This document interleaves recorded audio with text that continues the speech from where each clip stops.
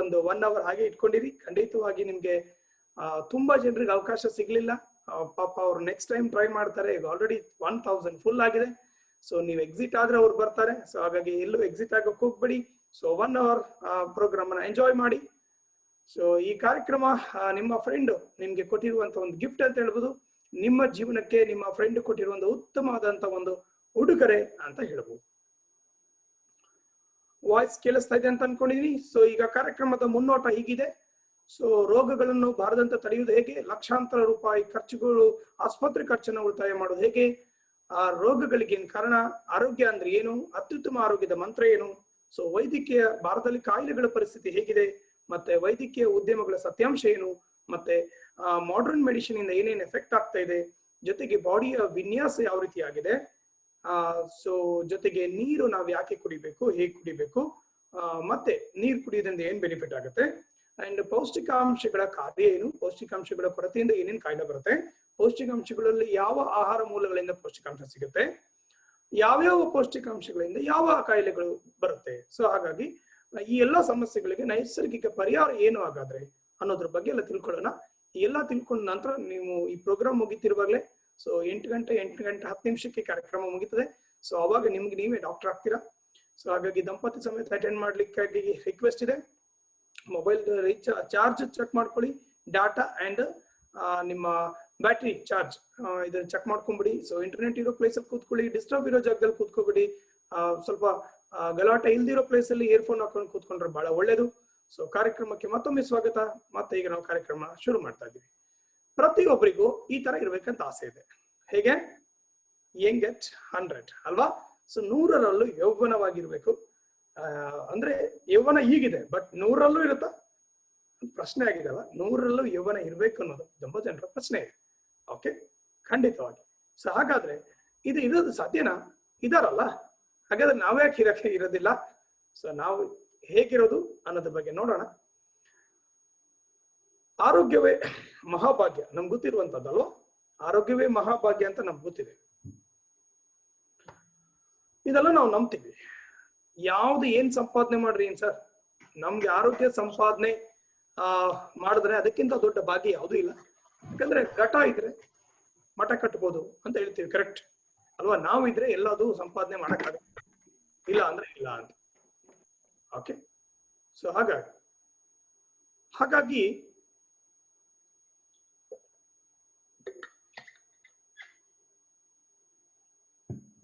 Okay sorry. ಹಾಗಾದ್ರೆ ನಮ್ಮ ಆರೋಗ್ಯ ಹೇಗಿದೆ, ಸೊ ಆರೋಗ್ಯ ಪರಿಸ್ಥಿತಿ ಹೇಗಿದೆ ಇದನ್ನೆಲ್ಲ ನೋಡ್ಕೊಂಡ್ ಬರೋಣ. ಮಹಾಭಾಗ್ಯ ಅಂತ ನಾವು ಹೇಳ್ತೀವಿ, ಬಟ್ ನಾವು ಅದನ್ನ ಹೇಗೆ ಕಾಪಾಡ್ಕೊಂತ ಇದ್ದೀವಿ ನೋಡೋಣ. ಜೀವನದಲ್ಲಿ ಏನ್ ಮುಖ್ಯ ನಮ್ಗೆ? ದುಡ್ಡು ಮುಖ್ಯ, ರೈಟ್? ಆರೋಗ್ಯ ಮುಖ್ಯ. ಇವತ್ತು ಆರೋಗ್ಯ ಅಂತೀರಾ, ಕರೆಕ್ಟ್. ಬಾಂಧವ್ಯ ಮುಖ್ಯ, ಕೀರ್ತಿ ಮುಖ್ಯ. ಬಟ್ ನಾವು ಯಾವ್ದಕ್ಕೆ ಜಾಸ್ತಿ ಒತ್ತು ಕೊಡ್ತೀವಿ? ವಾಸ್ತವ ಹೇಳಿ, ಯಾವ್ದು ರೈಟ್ ಯಾವ್ದು ರಾಂಗ್ ಹೇಳ್ಬಿಡಿ. ಯಾವ್ದಕ್ಕೆ ನಾವು ಒತ್ತು ಕೊಡ್ತಾ ಇದೀವಿ? ಐಶ್ವರ್ಯ ಬಗ್ಗೆ, ಕೀರ್ತಿ ಬಗ್ಗೆ, ರೈಟಾ? ಎಸ್. ಆರೋಗ್ಯ ಮತ್ತು ಬಾಂಧವ್ಯನ ನೆಗ್ಲೆಕ್ಟ್ ಮಾಡ್ತಿದೀವಿ. ಹಾಗಾಗಿ ಎಲ್ಲ ರಾಂಗೇ ಆಗ್ತಾ ಇದೆ, ಎಲ್ಲ ಎಡವಟ್ಟು ಆಗ್ತಿದೆ. ಯಾಕೆ ಅಂತ ಹೇಳಿದ್ರೆ ಐಶ್ವರ್ಯ ಬಗ್ಗೆ, ಕೀರ್ತಿ ಬಗ್ಗೆ ಜಾಸ್ತಿ ಗಮನ ಕೊಡ್ತೀವಿ. ಆರೋಗ್ಯ ಮತ್ತು ಬಾಂಧವ್ಯದ ಬಗ್ಗೆ ಗಮನ, ಸಂಬಂಧಗಳ ಬಗ್ಗೆ ಗಮನ ಸ್ವಲ್ಪ ಕಡಿಮೆ ಕೊಡ್ತೀವಿ. ಇದರಿಂದ ಏನಾಗ್ತಿದೆ ಅಂದ್ರೆ, ಸೊ ಕೆಲವೊಂದು ಎಚ್ಚರಿಕೆ ಕರಗಂಟೆ ನಮ್ಗೆ ಬಂದಿದೆ. ಈ ತರ ನಾವು ಮಾಡ್ತಾ ಇರೋದ್ರಿಂದ, ಬದುಕು ನಮ್ದು ಈ ತರ ಆಗಿರೋದ್ರಿಂದ ಕೆಲವೊಂದು ಭಯ ಹುಟ್ಟಿಸುವ ಸತ್ಯಾಂಶಗಳು ನಮ್ಮ ಕಣ್ಣು ಮುಂದೆ ಇದೆ. ಆದ ಕಾರಣ ಒಂದು, ಡಯಾಬಿಟಿಸ್ ಹೇಗಿದೆ, ಸಕ್ಕರೆ ಕಾಯಿಲೆ ಇಂಡಿಯಾದಲ್ಲಿ ಭಯಂಕರ ಇದೆ ಅಲ್ವಾ? ಸೊ ಪ್ರತಿ ವರ್ಷ ಜಾಸ್ತಿ ಆಗ್ತಾ ಇದೆ. ಯಾರು ಶುಗರ್ ಪೇಷಂಟ್ ಆಗಲ್ಲ ಅಂತ ನಾವು ಹೇಳಕ್ಕೆ ಆಗಲ್ಲ, ಅಷ್ಟು ಭಯಂಕರ ಆಗ್ತಿದೆ. ಸೊ ಇದಕ್ಕೇನ್ ಕಾರಣ ಆಮೇಲೆ ನೋಡೋಣ. ಬಟ್ ನೋಡಿನ ಇಲ್ಲಿ ಸಮೀಕ್ಷೆ ಏನಂದ್ರೆ 2030ನೇ ಇಸ್ವಿಗೆ ಏಷ್ಯಾದಲ್ಲಿ ಸುಮಾರು 19 ಕೋಟಿ ಜನ ಸಕ್ಕರೆ ಕಾಯಿಲೆಗಳು ಇರ್ತಾರೆ ಅಂತ. ಈಗ ಆಲ್ರೆಡಿ ಸುಮಾರು ಕೋಟಿ ಆಗಿದೆ. ಅದ್ರ ಜಾಸ್ತಿ ಜನ ಚೀನಾ ಮತ್ತೆ ಇಂಡಿಯಾದವರು ಇರ್ತಾರೆ ಅಂತ. ಚೀನಾದ ಬಗ್ಗೆ ತಲೆ ಕೆಡಿಸ್ಕೊಳ್ಳೋದು ಬೇಡ ಬಿಡಿ, ಈಗ ಇಂಡಿಯಾದ ಬಗ್ಗೆ ತಲೆ ಕೆಡಿಸ್ಕೊಳ್ಳೋಣ. ನಾವು ಇಂಡಿಯಾದವರು ಅಲ್ವಾ, ಭಾರತೀಯರು. ಸೊ ಹಾಗಾಗಿ ಶುಗರ್ ಪೇಷಂಟ್ ಜಾಸ್ತಿ ಆಗ್ತಿದ್ದಾರೆ ಅಂತ. ಇನ್ನು ಹಾರ್ಟ್ ಪೇಷಂಟ್ ನೋಡಿದ್ರೆ, ಪ್ರಪಂಚದ ಹಾರ್ಟ್ ಪೇಷಂಟ್ ನಂಬರ್ ಅಲ್ಲಿ ಅದ್ರಲ್ಲಿ 60%, ಅರ್ಧಕ್ಕಿಂತ ಜಾಸ್ತಿ ಪರ್ಸೆಂಟ್ ಇಂಡಿಯಾದಲ್ಲಿ ಇದ್ದಾರೆ. ಸೊ ಭಾರತೀಯ ಹೃದಯ ವಿಶಾಲ ಆದ್ರೆ ವೀಕ್ ಇದೆ, ರೈಟ್? ನೆಕ್ಸ್ಟ್, ಹಾ, ಭಾರತೀಯರು ಬೆಳೀತಾ ಇದ್ದಾರೆ. ಭಾರತ ಬೆಳೀತಿದ್ದಾರೆ ಗೊತ್ತಿಲ್ಲ, ಭಾರತೀಯರು ಭಾರ ಆಗ್ತಿದ್ದಾರೆ ಅಲ್ವಾ? ಸೊ ಭಾರ ಆಗ್ತಿದ್ದಾರೆ, ತೂಕ ಜಾಸ್ತಿ ಆಗ್ತಿದ್ದಾರೆ, ಬೊಜ್ಜು ಇರುವವರ ಸಂಖ್ಯೆ ಜಾಸ್ತಿ ಆಗ್ತಿದೆ. ಇದು ಸಹಿತ ಒಂದು ರೋಗನೇ, ಇದು ಒಂದು ಕಾಯಿಲೆ. ಸೊ ಇದರಿಂದ ಕಾಯಿಲೆಗಳು ಜಾಸ್ತಿ ಆಗುವ ಸಂಭವ ಇರುತ್ತೆ. ನೆಕ್ಸ್ಟ್, ಈ ಪೇಷಂಟ್ ಜಾಸ್ತಿ ಆಗ್ತಿದೆ, ಏನ್ ಜಾಸ್ತಿ ಆಗ್ಬೇಕು ಹೇಳಿ? ಆಟೋಮೆಟಿಕ್ಲಿ ಎಲ್ರಿಗೂ ಗೊತ್ತಾಗುತ್ತೆ, ಹಾಸ್ಪಿಟ್ಲು ಅಲ್ವಾ, ಇವೆಲ್ಲ ಜಾಸ್ತಿ ಆಗ್ಲೇಬೇಕು. ಡಾಕ್ಟರ್, ಕ್ಲಿನಿಕ್, ಮೆಡಿಕಲ್ ಶಾಪ್ ಇವೆಲ್ಲ ಜಾಸ್ತಿ ಆಗ್ಬೇಕು. ನಮ್ಮ ಏರಿಯಾದಲ್ಲಿ ಒಂದು ದೊಡ್ಡ ಕಾಂಪ್ಲೆಕ್ಸ್ ಆಗ್ತಿದೆ ಅಂತ ನಾವೇನು ಅನ್ಕೊಂತೀವಿ? ಮೋಸ್ಟ್ಲಿ ಯಾವುದೋ ಒಂದು ದೊಡ್ಡ ಆಸ್ಪತ್ರೆ ಇರ್ಬೇಕು, ದೊಡ್ಡ ಬಿಲ್ಡಿಂಗ್ ಕಟ್ತಿದ್ದಾರೆ ಅಂದ್ರೆ ದೊಡ್ಡ ಆಸ್ಪತ್ರೆ ಇರ್ಬೇಕಂತ. ಯಾಕಂದ್ರೆ ಇವಾಗ ಚೆನ್ನಾಗಿರೋ ಬಿಸ್ನೆಸ್ ಅಂದ್ರೆ ಇದು ಒಂದೇ. ಇದೊಂದು ಸರ್ವಿಸ್ ಸೆಕ್ಟರ್ ಆಗಿತ್ತು ಮೊದಲು, ಸೇವಾ ಕೇಂದ್ರ ಆಗಿತ್ತು. ಈಗ ಅದು ಸೇವಾ ಕೇಂದ್ರ ಆಗಿಲ್ಲ, ಅದೀಗ ವ್ಯಾಪಾರ ಕೇಂದ್ರ ಆಗಿದೆ, ಒಂದು ವ್ಯಾಪಾರ ಉದ್ಯಮ ಆಗಿದೆ ಈಗ. ಹಾಗಾಗಿ ಡಾಕ್ಟರ್ ಓದೋದಕ್ಕೂ, MBBS ಓದೋದಕ್ಕೂ, ಸೀಟ್ ತಗೊಳ್ಳೋದಕ್ಕೂ ಕೋಟ್ಯಾಂತರ ರೂಪಾಯಿ ದುಡ್ಡು ಕಟ್ಟಬೇಕಾಗಿದೆ. ಇಷ್ಟೆಲ್ಲ ಆಸ್ಪತ್ರೆ ಇದ್ರೂ ಖಾಲಿ ಇದೆಯಾ? ಸೀಟ್ ಸಿಗಲ್ಲ, ಕ್ಯೂ ವೆಯ್ಟ್ ಮಾಡಬೇಕು, ಟೋಕನ್ ತಗೊಂಡು ವೆಯ್ಟ್ ಮಾಡಬೇಕು ಅಂತ ಪೇಷಂಟ್ಗಳ ಸಂಖ್ಯೆ ಜಾಸ್ತಿ ಆಗ್ತಾ ಇದೆ, ತುಂಬಿ ತುಳುಕ್ತಾ ಇದೆ. ಬಿಲ್ ನೋಡಿ ಶಾಕ್ ಆಗ್ಬೇಕು. ಕೆಲವರು ಬಿಲ್ ನೋಡಿನೇ ಕೆಲವರು ಮತ್ತವ್ರು ಅಡ್ಮಿಟ್ ಆಗೋದಿರುತ್ತೆ, ಬಿಲ್, ಆಸ್ಪತ್ರೆ ಬಿಲ್ ನೋಡಿ. ಯಾಕಂದ್ರೆ ಇದು ವೈದ್ಯಕೀಯ ಸತ್ಯಾಂಶಗಳೇನಿದೆ ಅಂದ್ರೆ, ಮಿಡ್ಲ್ ಮೆನ್ಸ್ ಆಗ್ಲಿ, ಯಾರೇ ಆಗ್ಲಿ, ಮಧ್ಯಮ ವರ್ಗದವ್ರಿಗೆ ಯಾರೇ ರೀತಿಯ ಡಿಸ್ಕೌಂಟ್, ಅದು ರಿಯಾಯಿತಿ ಇಲ್ಲ. ಡೆಡ್ ಬಾಡಿ ತಗೋಬೇಕು ಅಂದ್ರೂ ಪೇ ಮಾಡಿದ್ರೆ ನಾವು ಡೆಡ್ ಬಾಡಿ ಕೊಡೋದು. ಉಳಿಸಿದ್ರೋ ಉಳಿಸ್ತಿಲ್ವೋ ಗೊತ್ತಿಲ್ಲ ನಂಗೆ, ಬಟ್ ಪೇಮೆಂಟ್ ಅಂತೂ ಕೊಡ್ಲೇಬೇಕು. ಸೊ ನಮ್ಮ ಬಾಡಿಗೆ ಮಾತ್ರ ಕತ್ರಿ ಅಲ್ಲ, ಜೋಬಿಗೂ ಕತ್ರಿ ಆಗೋದು ಕಂಡು ಬಂದಿದೆ, ರೈಟ್? ಜೊತೆಗೆ ಇನ್ನೊಂದು ಡಾಕ್ಟರ್ ಹೇಳ್ತಾರೆ, ಡಾಕ್ಟರ್ CM ಗುಲಾಟಿ ಅವರು ಒಂದು ಪ್ರೋಗ್ರಾಮ್ ಅಲ್ಲಿ ಸತ್ಯಮೇವ ಜಯತೆ ಅನ್ನೋ ಕಾರ್ಯಕ್ರಮದಲ್ಲಿ ಒಂದು ಸತ್ಯವನ್ನ ನಮ್ಗೆ ಹೇಳ್ತಾರೆ. ಕೇಳಿದ್ರೆ ಶಾಕ್ ಆಗುತ್ತೆ. ಫಾರ್ಮಾ ಇಂಡಸ್ಟ್ರಿ ಅಂದ್ರೆ ಮೆಡಿಸಿನ್ ಕಂಪನಿಗಳು ಡಾಕ್ಟರ್ಗಳಿಗೆ ಪ್ರತಿ ವರ್ಷಕ್ಕೆ ಸುಮಾರು ಎಷ್ಟು 11 ರಿಂದ 12 ಸಾವಿರ ಕೋಟಿ 11 ರಿಂದ 12 ಸಾವಿರ ಕೋಟಿ ದುಡ್ಡನ್ನ ಕಮಿಷನ್ ರೂಪದಲ್ಲಿ ಡಾಕ್ಟರ್ಗಳಿಗೆ ಕೊಡ್ತಾ ಇದ್ದಾರೆ ಅಂತ. ಸೊ ಹಾಗಾದ್ರೆ ಮೇ ಬಿ ನಮ್ಮ ಮೆಡಿಸಿನ್ ಇಂಡಸ್ಟ್ರಿ ಬೆಳೀತಾ ಇದೆ, ಆ ಕಮಿಷನ್ಗೋಸ್ಕರ ನಾವು ಮೆಡಿಸಿನ್ ಜಾಸ್ತಿ ತಿಂತಾ ಇದೀವೇನೋ ಗೊತ್ತಿಲ್ಲ ನನಗೆ. ಸೊ ನೆಕ್ಸ್ಟ್, ಹಾಗಾದ್ರೆ ಇಷ್ಟೆಲ್ಲ ಆಗ್ತಿದ್ಯಲ್ಲ, ಈಗ ನಾನು ಕೆಲವೊಂದು ಕ್ವಶನ್ ಕೇಳ್ತೀನಿ, ನಿಮ್ಮ ಮನಸ್ಸಲ್ಲಿ ಉತ್ತರ ಕೊಟ್ಕೊಳ್ಳಿ. ನಿಮ್ಮ ಆರೋಗ್ಯ ತುಂಬಾ ಚೆನ್ನಾಗಿರುತ್ತೆ, ಲೈಫಲ್ಲಿ ವಂಡರ್ಫುಲ್ ಆಗಿರುತ್ತೆ ಅಂತ ಹೇಳಕ್ಕಾಗತ್ತಾ? ರೋಗ ಜಾಸ್ತಿ ಆಗ್ತಿದೆ, ಈಗ ಬೇರೆ ಕರೋನಾ ಬಂದಿದೆ, ಹೇಳಕ್ಕೆ ಆಗಲ್ಲ ಜಾಸ್ತಿ. ರೋಗ ಬಂದ ನಂತರ ಚಿಂತೆ ಆಗತ್ತಲ್ಲ, ಚಿಂತೆ ಮಾಡೋದಕ್ಕಿಂತ ಈಗಲೇ ಆರೋಗ್ಯದ ಬಗ್ಗೆ ಕಾಳಜಿ ವಹಿಸೋದು ಉತ್ತಮನ?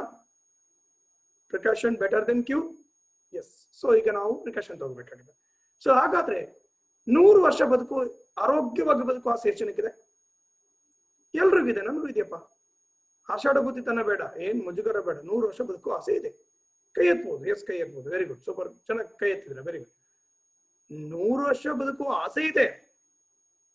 ನಂಬಿಕೆ ಇದೆಯಾ? ನಂಬಿಕೆ ಇಲ್ಲ. ಆ ನಂಬಿಕೆ ಇಲ್ದಿದ್ದಕ್ಕೆ ಕೆಲವರು ಏನ್ ಮಾಡ್ತಿದ್ದಾರೆ, ಆಸೆ ಬಿಟ್ಬಿಟ್ಟಿದ್ದಾರೆ. ಕರೆಕ್ಟ್. ಯಾಕೆ ನಂಬಿಕೆ ಇಲ್ಲ? ಯಾಕೆ ನಂಬಿಕೆ ಇಲ್ಲ ಅಂದ್ರೆ ನೋಡಿದ್ರೆ, ಸೊ ನಮ್ಗೆ ಕಾಯಿಲೆಗಳ ಸಂಖ್ಯೆ ಜಾಸ್ತಿ ಆಗ್ತಿದೆ. ಕಾಯಿಲೆಗಳ ಸಂಖ್ಯೆ ಜಾಸ್ತಿ ಯಾಕಾಗ್ತಿದೆ? ಫಿಸಿಕಲ್ ಆಕ್ಟಿವಿಟೀಸ್ ಇಲ್ಲ ಅಲ್ವಾ? ಫಿಸಿಕಲ್ ಆಕ್ಟಿವಿಟೀಸ್ ಕಡಿಮೆ ಆಗಿದೆ. ಅದರಿಂದ ಏನಾಗ್ತಿದೆ ಅಂತ ಹೇಳಿದ್ರೆ, 60% ಜನ ನಾವು ನಡೆದಾಡೋದು ಕಮ್ಮಿ ಆಗಿದೆ. ಕರೆಕ್ಟ್. ಮೊದ್ಲಿನ ತರ ಮೊದಲು ನಡೆಯುವುದೇ ಜೀವನ, ಈಗ ಹಂಗಲ್ಲ. ನಡೆಯೋದಕ್ಕೋಸ್ಕರ ಮತ್ತೆ ಹೋಗ್ಬೇಕಾಗಿದೆ. ಅಂದ್ರೆ ವಾಕಿಂಗ್ ಅಂತಾನೆ ಸಪರೇಟ್ ಇದೆ, ಮೊದಲು ವಾಕಿಂಗ್ ಅಂತ ಸಪರೇಟ್ ಇರಲಿಲ್ಲ. ಎಲ್ರು ನಡೆದುಕೊಂಡು ಓಡಾಡೋದೇ ಜೀವನ ಆಗಿದೆ. ಜೀವನ ರೋಡಲ್ಲೇ ಇತ್ತು ಅಲ್ವಾ? ಈಗ ವೆಹಿಕಲ್ ಅಲ್ಲಿದೆ, ವಾಹನಗಳಿಂದ ಪಕ್ಕದ ರೋಡ್ಗೆ, ಸಣ್ಣ ಅಂಗಡಿಗೆ ಹೋಗ್ಬೇಕಂದ್ರೂ ನಾವು ವೆಹಿಕಲ್ ಯೂಸ್ ಮಾಡ್ತೀವಿ, ರೈಟ್? ಅಂಡ್ ವ್ಯಾಯಾಮ, ಜಾಗಿಂಗ್ ಮಾಡ್ತಾ ಇಲ್ಲ, ಬಿಸಿ ನಾವು. ಕರೆಕ್ಟ್. ಅದಕ್ಕೆ ಟೈಮ್ ಸ್ಪೆಂಡ್ ಮಾಡ್ತಾ ಇಲ್ಲ ನಾವು. ಮಲಗೋದು ಲೇಟ್ ಆಗುತ್ತೆ, ಬೆಳಿಗ್ಗೆ ಹೇಗೋದು ಲೇಟ್ ಆಗುತ್ತೆ, ಬೆಳಿಗ್ಗೆ ಬೇಗ ಹೇಳುದಿಲ್ಲ, ವಾಕಿಂಗ್ ಜಾಗಿಂಗ್ ಮಾಡೋದಿಲ್ಲ. ಇನ್ನು ಆಟ ಆಡ್ತೀವ? ಎಲ್ಲಿ? ವಿಡಿಯೋ ಗೇಮ್ ಮಾಡ್ತೀವಿ. ಕರೆಕ್ಟ್ ಅಲ್ಲ? ಮೊಬೈಲ್ ಗೇಮ್, ಮೊಬೈಲ್ ಅಲ್ಲೇ ಎಲ್ಲ ಗೇಮ್ ಬಂದಿದೆ ಈಗ. ಫಿಸಿಕಲ್ ಬಾಡಿಗೆ ಮೈಕೈ ನೋವಾಗುವಂಥದ್ದು ಯಾವ ಗೇಮ್ ಆಡೋದಿಲ್ಲ. ಕರೆಕ್ಟ್. ಎಸ್. ಹಾಗಾದ್ರೆ ಮತ್ತೆ ಕೆಲಸ ಮಾಡೋರು ಸಹಿತ 80% ಕೂತ್ಕೊಂಡೆ ಕೆಲಸ ಮಾಡೋದು, ಫುಲ್ಲಿ ಆರಾಮ್, ಫುಲ್ ರಿಲ್ಯಾಕ್ಸ್ ಇರಬೇಕು. ಸೊ ಟಿವಿ ನೋಡ್ತಾ ಮಲ್ಕೊಳ್ಳೋದು, ಟಿವಿ ಎದುರುಗಡೆ ಒಂದು ಒಳ್ಳೆ ಕಾಟ್, ದಿವಾನ್ ಕಾಟ್ ಹಾಕಿರ್ತಾರೆ, ಮಲ್ಕೊಂಡು ನಿದ್ದೆ ಮಾಡೋದು. ಸೊ ಜಾಸ್ತಿ ಸೋಮಾರಿತನ ನಮ್ಮಲ್ಲಿ ಜಾಸ್ತಿ ಆಗ್ತಿದೆ. ಈ ವಾಕಿಂಗ್, ನಡ್ಕೊಂಡು ಕೆಲಸ ಮಾಡುವಂಥದ್ದು, ಬೆವರು ಬರುವಂತ ಯಾವ ಕೆಲಸನೂ ನಾವು ಮಾಡೋದಿಲ್ಲ. ನಮ್ಗೆ AC ರೂಮ್ ಆಗ್ಬೇಕು, ಕೂಲ್ ಆಗಿರ್ಬೇಕು. ಚೇರು ನಾವು ತಿರುಗಬಾರ್ದು, ಚೇರೇ ತಿರುಗಬೇಕು. ನಮ್ಗೆ ಅಷ್ಟು ಕಂಫರ್ಟಬಿಲಿಟಿನ ನಾವು ಬಯಸ್ತಾ ಇದ್ದೀವಿ, ರೈಟ್? ನೆಕ್ಸ್ಟ್, ಇದ್ರ ಜೊತೆಗೆ ಅದೆಲ್ಲ ಸಾಲದು ಅಂತ ಲೈಫ್ ಸ್ಟೈಲ್ ನಮ್ದು ಹೇಗಿದೆ, ನಮ್ ಜೀವನ ಶೈಲಿ ಹೇಗಿದೆ? ಡ್ರಿಂಕ್ಸ್, ಸ್ಮೋಕ್ ಇವೆಲ್ಲ ಕಾಮನ್ ಇವಾಗ. ಇದೆಲ್ಲ ಮಿನಿಮಮ್ ಮಾಡ್ಲೇಬೇಕು. ಹಾ ಲೈಫ್ ಸ್ಟೈಲ್ ಇದನ್ನೆಲ್ಲ ಇಲ್ಲಾಂದ್ರೆ ಬಹಳ ಚೀಪ್ ಆಗಿ ನೋಡ್ಬಿಡ್ತಾರೆ. ಸ್ಮೋಕ್ ಮಾಡಿಲ್ಲ, ಡ್ರಿಂಕ್ ಮಾಡಲ್ಲ, ಇನ್ನೂ ಮಾಡಲ್ವಾ ಅಯ್ಯೋ ಅಂತ ಹೇಳ್ತಾರೆ. ಅಂತ ಪರಿಸ್ಥಿತಿ ಬಂದಿದೆ ಈಗ. ಆ ಹೊಗೆ ಜೊತೆಗೆ ನಮ್ಮ ವೆಹಿಕಲ್ ಹೊಗೆ ಜಾಸ್ತಿ ಆಗಿದೆ. ಡೀಸೆಲ್ ವೆಹಿಕಲ್ ಜಾಸ್ತಿ ಆಗಿದೆ, ಹಳೆ ವೆಹಿಕಲ್ ಜಾಸ್ತಿ ಆಗಿದೆ, ಹೊಗೆ ಸಿಕ್ಕಾಪಟ್ಟೆ ಬರ್ತಾ ಇದೆ. ಸೊ ಅಂತೂ ಎಲ್ಲ ಹೊಗೆ ಸೇರಿ ನಮ್ಗೆ ಬೇಗ ಹೊಗೆ ಹಾಕ್ಸ್ತಾ ಇದ್ದಾರೆ, ರೈಟ್? ಕೆಮಿಕಲ್ ಮಿಕ್ಸ್ ಇರುವ ನೀರು, ತರಕಾರಿ, ಆಹಾರಗಳನ್ನ ನಾವು ತಿಂತಾ ಇದ್ದೀವಿ, ಅಲ್ಲೂ ಸಹಿತ ಹೊಗೆ. ಸೊ ನೆಕ್ಸ್ಟ್ ನೋಡೋಣ ಮತ್ತೇನಿದೆ ಅಂತ ನೋಡೋಣ. ವಾ, ನಾವು ಫುಡ್ ನೋಡ್ರಿ, ಬಾಯಲ್ಲಿ ನೀರು ಬರ್ತಿದ್ಯಾ? ಎಸ್, ಬೋಂಡಾ, ಬಜ್ಜಿ, ಜಾಸ್ತಿ ಕೊಬ್ಬಿನಾಂಶ ಇರೋದು, ಜಾಸ್ತಿ ಸ್ವೀಟ್ ಅಂಡ್ ಫಾಸ್ಟ್ ಫುಡ್, ಈ ರೀತಿ ಫುಡ್ಗಳನ್ನ ತಿಂತೀವಿ. ತಿನ್ನೋದಾದ್ರೂ ಆರಾಮ ತಿಂತೀವ? ಟೆನ್ಷನ್, ಕೋಪ, ಹುರ್ಸೋತಿಲ್ಲ, ಬಹಳ ಬ್ಯುಸಿ ಶೆಡ್ಯೂಲ್ ಅಲ್ಲಿ ಇದೀವಿ, ಸಿಕ್ಕಾಪಟ್ಟೆ ಕೆಲಸ ಮಾಡಕ್ಕಿದೆ, ಸಿಕ್ಕಾಪಟ್ಟೆ ಟೆನ್ಷನ್ ಅಲ್ಲಿ ಬದುಕ್ತಾ ಇದೀವಿ. ಸರಿ ಟೈಮ್ ಊಟ ಮಾಡ್ತೀವಾ? ಇಲ್ಲ. ಬೆಳಿಗ್ಗೆ ತಿಂಡಿ ತಿನ್ನೋದು 11 ಗಂಟೆ 12 ಗಂಟೆ, ಅದನ್ನ ಯಾರಾದ್ರೂ ಬ್ರೇಕ್ ಫಾಸ್ಟ್ ಅಂತ ಹೇಳಿದ್ರೆ ಬ್ರೇಕ್ ಲೇಟ್ ಅಂತಾರ, ಬ್ರೇಕ್ಫಾಸ್ಟ್ ಅಲ್ಲ ಅದು. ಸೊ ಏನಾಗುತ್ತೆ, ಊಟದ ಕಡೆ ಗಮನ ಹೆಂಗ್ ಕೊಡ್ತೀವಿ ಅಂದ್ರೆ ಹೊಟ್ಟೆ ತುಂಬಬೇಕು, ಮತ್ತೆ ನಾಲ್ಗೆ ರುಚಿ ಇರ್ಬೇಕು. ನಾಲ್ಗೆ ರುಚಿ ಇಲ್ಲ ಅಂದ್ರೆ ನಾವು ತಿನ್ನೋದಿಲ್ಲ. ಸೊ ಹಾಗಾಗಿ ಏನ್ ಸಿಗುತ್ತೆ ಅನ್ನೋದಿಲ್ಲ, ಹೆಂಗ್ ಟೇಸ್ಟ್ ಇದೆ ಅನ್ನೋದ್ರ ಬಗ್ಗೆ ನಾವು ಥಿಂಕ್ ಮಾಡ್ತೀವಿ, ರೈಟ್? ಆಮೇಲೆ ಈಸಿಯಾಗಿ ಆಗ್ಬೇಕು ನಮ್ಗೆಲ್ಲ. 2 ಮಿನಿಟ್ಸ್ ಮಮ್ಮಿ ಹಶು ಆಗ್ತಿದೆ ಅಂದ್ರೆ 2 ಮಿನಿಟ್ಸ್ ಮಗು ಕಟ್ ಮಾಡಿದ್ರು, ಹಾಕಿದ್ರು, ಬಿಸಿ ಬಿಸಿ ಹುಳ ತರ ತಿಂದ್ರು, ಅದೇನ್ ಜೀರ್ಣ ಆಗಲ್ಲ, ಅದು ಹಂಗೆ ಹೋಗುತ್ತೆ ಹೊರಗಡೆ. ಸೊ ಮ್ಯಾಗಿ ಈ ತರ ಸ್ಪೀಡ್ ಅನ್ನ ತಿಂತಾ ಇದೀವಿ. ಸೊ ಡಯಟ್ ಮಾಡ್ತಾ ಇದೀವಿ, ಉಪವಾಸಗಳನ್ನು ಮಾಡ್ತಾ ಇದೀವಿ, ಇದರಿಂದ ರೋಗಗಳು ಜಾಸ್ತಿ ಆಗ್ತಿದೆ. ಸೊ ಹಾಗಾದ್ರೆ ಇಲ್ಲಿ 90% ರೋಲ್ ನಮ್ದೇ ಇದೆಯಾ? 95% ಕಾರಣ ನಾವೇ ಇದ್ದೀವಿ. ನಮ್ಮ ಗುಂಡಿನ ನಾವೇ ತೋಡ್ಕೊಂತ ಇದ್ದೀವಿ, ನಮ್ಮ ಆರೋಗ್ಯವನ್ನ ನಾವೇ ಹಾಳು ಮಾಡ್ಕೊಂತ ಇದೀವಿ. ಇವೆಲ್ಲ ನಮ್ಮ ಕೈಯಲ್ಲಿ ಇಲ್ವಾ ಕಂಟ್ರೋಲ್ ಮಾಡೋದು? ಹೆಚ್ಚಿನ ನಮ್ಮ ಕೈಯಲ್ಲಿದೆ, ನಾವು ಕಾಪಾಡ್ಕೋಬಹುದು. ಸೊ ಹಾಗಾದ್ರೆ ನಿಮ್ಗೆ ಬದಲಾವಣೆಗೆ ನೀವು ರೆಡಿ ಇದ್ದೀರಾ? ಬದಲಾವಣೆಗೆ ರೆಡಿ ಇದ್ರೆ ಎಲ್ಲಿಗೆ ಹೋಗ್ಬೇಕು? ಬದಲಾವಣೆಗೆ ಕಾಯಿಲೆಯಿಂದ ಆರೋಗ್ಯದ ಕಡೆ ಹೋಗ್ಬೇಕಾಗಿದೆ. ಯು ಟರ್ನ್ ತಗೋಬೇಕಾಗಿದೆ ನಾವು. ಕಾಯಿಲೆ ಜೀವನದಿಂದ ಆರೋಗ್ಯದ ಕಡೆ ಹೋಗ್ಬೇಕು. ಕಾಯಿಲೆ ಜೀವನ ಅಂದ್ರೆ ಏನ್ ಸ್ವಾಮಿ? ಕಾಯಿಲೆ ಜೀವನ ಅಂದ್ರೆ ರೋಗಗಳನ್ನು ಮೇಂಟೈನ್ ಮಾಡೋದು, ನಿಭಾಯಿಸೋದು. ಹಾಗೆ ಅದಕ್ಕೆ ಬೇಕಾಗಿರೋ ಚಿಕಿತ್ಸೆ ತಗೊಂಡು ಇನ್ನೊಬ್ಬರ ಮೇಲೆ ಡಿಪೆಂಡ್ ಆಗ್ತಾ ದುಡ್ಡು ಖರ್ಚು ಮಾಡ್ಕೊಂಡು ಈ ಮೆಡಿಸಿನ್ ಕಂಪನಿಗಳಿಗೆ ಮತ್ತೆ ಫಾರ್ಮಾ ಇಂಡಸ್ಟ್ರಿಗೆ ನಾವು ಪರ್ಮನೆಂಟ್ ಕಸ್ಟಮರ್ ಆಗಿ ಕೆಲವರು ಕಾರ್ಡು ಮಾಡಿಟ್ಕೊಂಡಾರೆ. ಯಾರ್ದು? ಹಾಸ್ಪಿಟಲ್ ಕಾರ್ಡು ಇದೆ, ಪರ್ಮನೆಂಟ್ ಕಸ್ಟಮರ್ ಅಂತ ಬಹಳ ಹೆಮ್ಮೆಯಿಂದ ಹೇಳ್ಕೊಂತಾರೆ. ಅವ್ರದ್ದು ರಿಜಿಸ್ಟರ್ ಅಕೌಂಟ್ ಇದೆ ಅಲ್ಲಿ. ಓಕೆ. ಸೊ ಈಗ ಕಾಯಿಲೆ ಜೀವನದಿಂದ ಬರಬಾರ್ದು ಅಂದ್ರೆ, ಕಾಯಿಲೆ ಜೀವನದಲ್ಲಿ ಇರಬಾರ್ದು ಅಂದ್ರೆ ನಮ್ಮ ಆರೋಗ್ಯದ ಕಡೆ ಹೋಗ್ಬೇಕಾಗಿದೆ. ಆರೋಗ್ಯದ ಕಡೆ ಜೀವನ ಮಾಡ್ಬೇಕಂದ್ರೆ ರೋಗವನ್ನ ನಿಭಾಯಿಸು, ಆರೋಗ್ಯವನ್ನ ನಿಭಾಯಿಸು. ರೋಗವನ್ನ ಮೇಂಟೈನ್ ಮಾಡೋದು ಬಿಟ್ಟು ಆರೋಗ್ಯವನ್ನ ಮೇಂಟೈನ್ ಮಾಡೋದು, ಮತ್ತೆ ರೋಗಗಳು ಬಾರದಂತ ತಡೆಯೋದು. ಬರ್ಲಿ ಬಿಡಿ ಅಂದ್ರೆ ಫಸ್ಟ್ ಲೆವೆಲ್ಗೆ ಹೋಗ್ತೀರಾ, ಅಂದ್ರೆ ಕಾಯಿಲೆ ಜೀವನಕ್ಕೆ ಹೋಗ್ತೀರಾ. ಬರಬಾರ್ದು ಅಂದ್ರೆ ಕಾಯಿಲೆ ಬಾರದಂಗೆ ತಡೆಯೋದಕ್ಕೆ ಒಂದು ಕ್ರಮ ತಗೋಬೇಕಾಗಿದೆ, ಸ್ವಾವಲಂಬಿಯಾಗಿ ಬದುಕುವುದಾಗಿದೆ. ಸೊ ಯಾರ ಮೇಲೂ ಚಾಕರಿ ಮಾಡಿಸ್ಕೊಳ್ಳದೆ ಡಿಪೆಂಡ್ ಆಗದೇನೆ ಬದುಕುವಂತ ರೀತಿ, ಅದೆಲ್ಲರಿಗೂ ಇಷ್ಟ ಅಲ್ವಾ? ಸೊ ಹಾಗಾದ್ರೆ ಅದಕ್ಕೇನ್ ನಮ್ಗೆ ಏನ್ ಮಾಡ್ಬೇಕು ನೆಕ್ಸ್ಟ್ ನೋಡೋಣ. ಎಸ್, ನಮ್ಗೆ ಕಾಯಿಲೆ ಇಲ್ಲಿಂದ ಕಾಯಿಲೆ ಜೀವನ ಮಾಡ್ತಿರೋರಿಗೆ ಒಂದು ಉದ್ಯಮ ಇದೆ, ಒಂದು ಇಂಡಸ್ಟ್ರಿ ಇದೆ. ಆ ಇಂಡಸ್ಟ್ರಿ ಹೆಸರು ಮೆಡಿಸಿನ್ ಇಂಡಸ್ಟ್ರಿ ಅಥವಾ ಯಾವುದು ಹಾಸ್ಪಿಟಲ್ ಏನಿದೆ ಅದ್ರ ಅವರು ಅಲ್ಲಿ ಗ್ರಾಹಕರು. ನಾವಲ್ಲ ಅಲ್ಲಿ ಗ್ರಾಹಕರಾಗಬಾರ್ದು, ನಾವು ವೆಲ್ನೆಸ್ ಇಂಡಸ್ಟ್ರಿ ಗ್ರಾಹಕರಾಗಬೇಕಾಗಿದೆ. ವೆಲ್ನೆಸ್ ಇಂಡಸ್ಟ್ರಿ ಏನು? ವೆಲ್ನೆಸ್ ಇಂಡಸ್ಟ್ರಿಯಲ್ಲಿ ಏನ್ ಸಿಗುತ್ತೆ? ಮಾತ್ರ ಸಿಗುತ್ತಾ? ಇಲ್ಲ. ವೆಲ್ನೆಸ್ ಇಂಡಸ್ಟ್ರಿಯಲ್ಲಿ ಕಡಿಮೆ ಕ್ಯಾಲೋರಿಯ ಉಪಹಾರ ಸಿಗುತ್ತೆ. ಇವ್ರ ಉದ್ದೇಶ ಏನು? ಇವ್ರ ಉದ್ದೇಶ ಅಂದ್ರೆ ಈ ಜನರು ಸುಮ್ಮನೆ ವಯಸ್ಸಾಗ್ತಿದೆಯಲ್ಲ ಬೇಗ, ಅದನ್ನ ತಡೆಯೋದು. ಆಮೇಲೆ ನಾವೇ ಇಚ್ಛೆಯಿಂದ ಕೆಲವೊಂದು ಹಾಸ್ಪಿಟ್ಲಿಗೆ ಅಡ್ಮಿಟ್ ಆಗ್ತಿದೀವಲ್ಲ, ಅಂದ್ರೆ ಕಸ್ಟಮರ್ ಆಗ್ತಿದೀವಲ್ಲ, ಪೇಷಂಟ್ ಆಗ್ತಿದೀವಿ, ಅದನ್ನ ತಡೆಯೋದು ಇವ್ರ ಉದ್ದೇಶ. ಒಳ್ಳೆ ಉದ್ದೇಶನ. ಸೊ ಕ್ಲಾಪ್ ಮಾಡೋಣ ವೆಲ್ನೆಸ್ ಇಂಡಸ್ಟ್ರಿಗೆ. ಹಾಗಾದ್ರೆ ಆರೋಗ್ಯ ತಿಳ್ಕೊಬೇಕು ನಾವೀಗ. ಆರೋಗ್ಯ ಅಂದ್ರೆ ಆರೋಗ್ಯ ಕಾಪಾಡೋಕ್ಕಿಂತ ಮುಂಚೆ ಆರೋಗ್ಯ ಅಂದ್ರೆ ಏನು ಅಂತ ತಿಳ್ಕೊಳ್ಳೋಣ. ಆರೋಗ್ಯ ಅಂದ್ರೆ ಈ 6 ಆಂಗಲ್ ಅಲ್ಲಿ ನಾವು ಚೆನ್ನಾಗಿರ್ಬೇಕು. 6 ಆಂಗಲ್ ಇದೆಯಾ? ಯಾವ್ದು?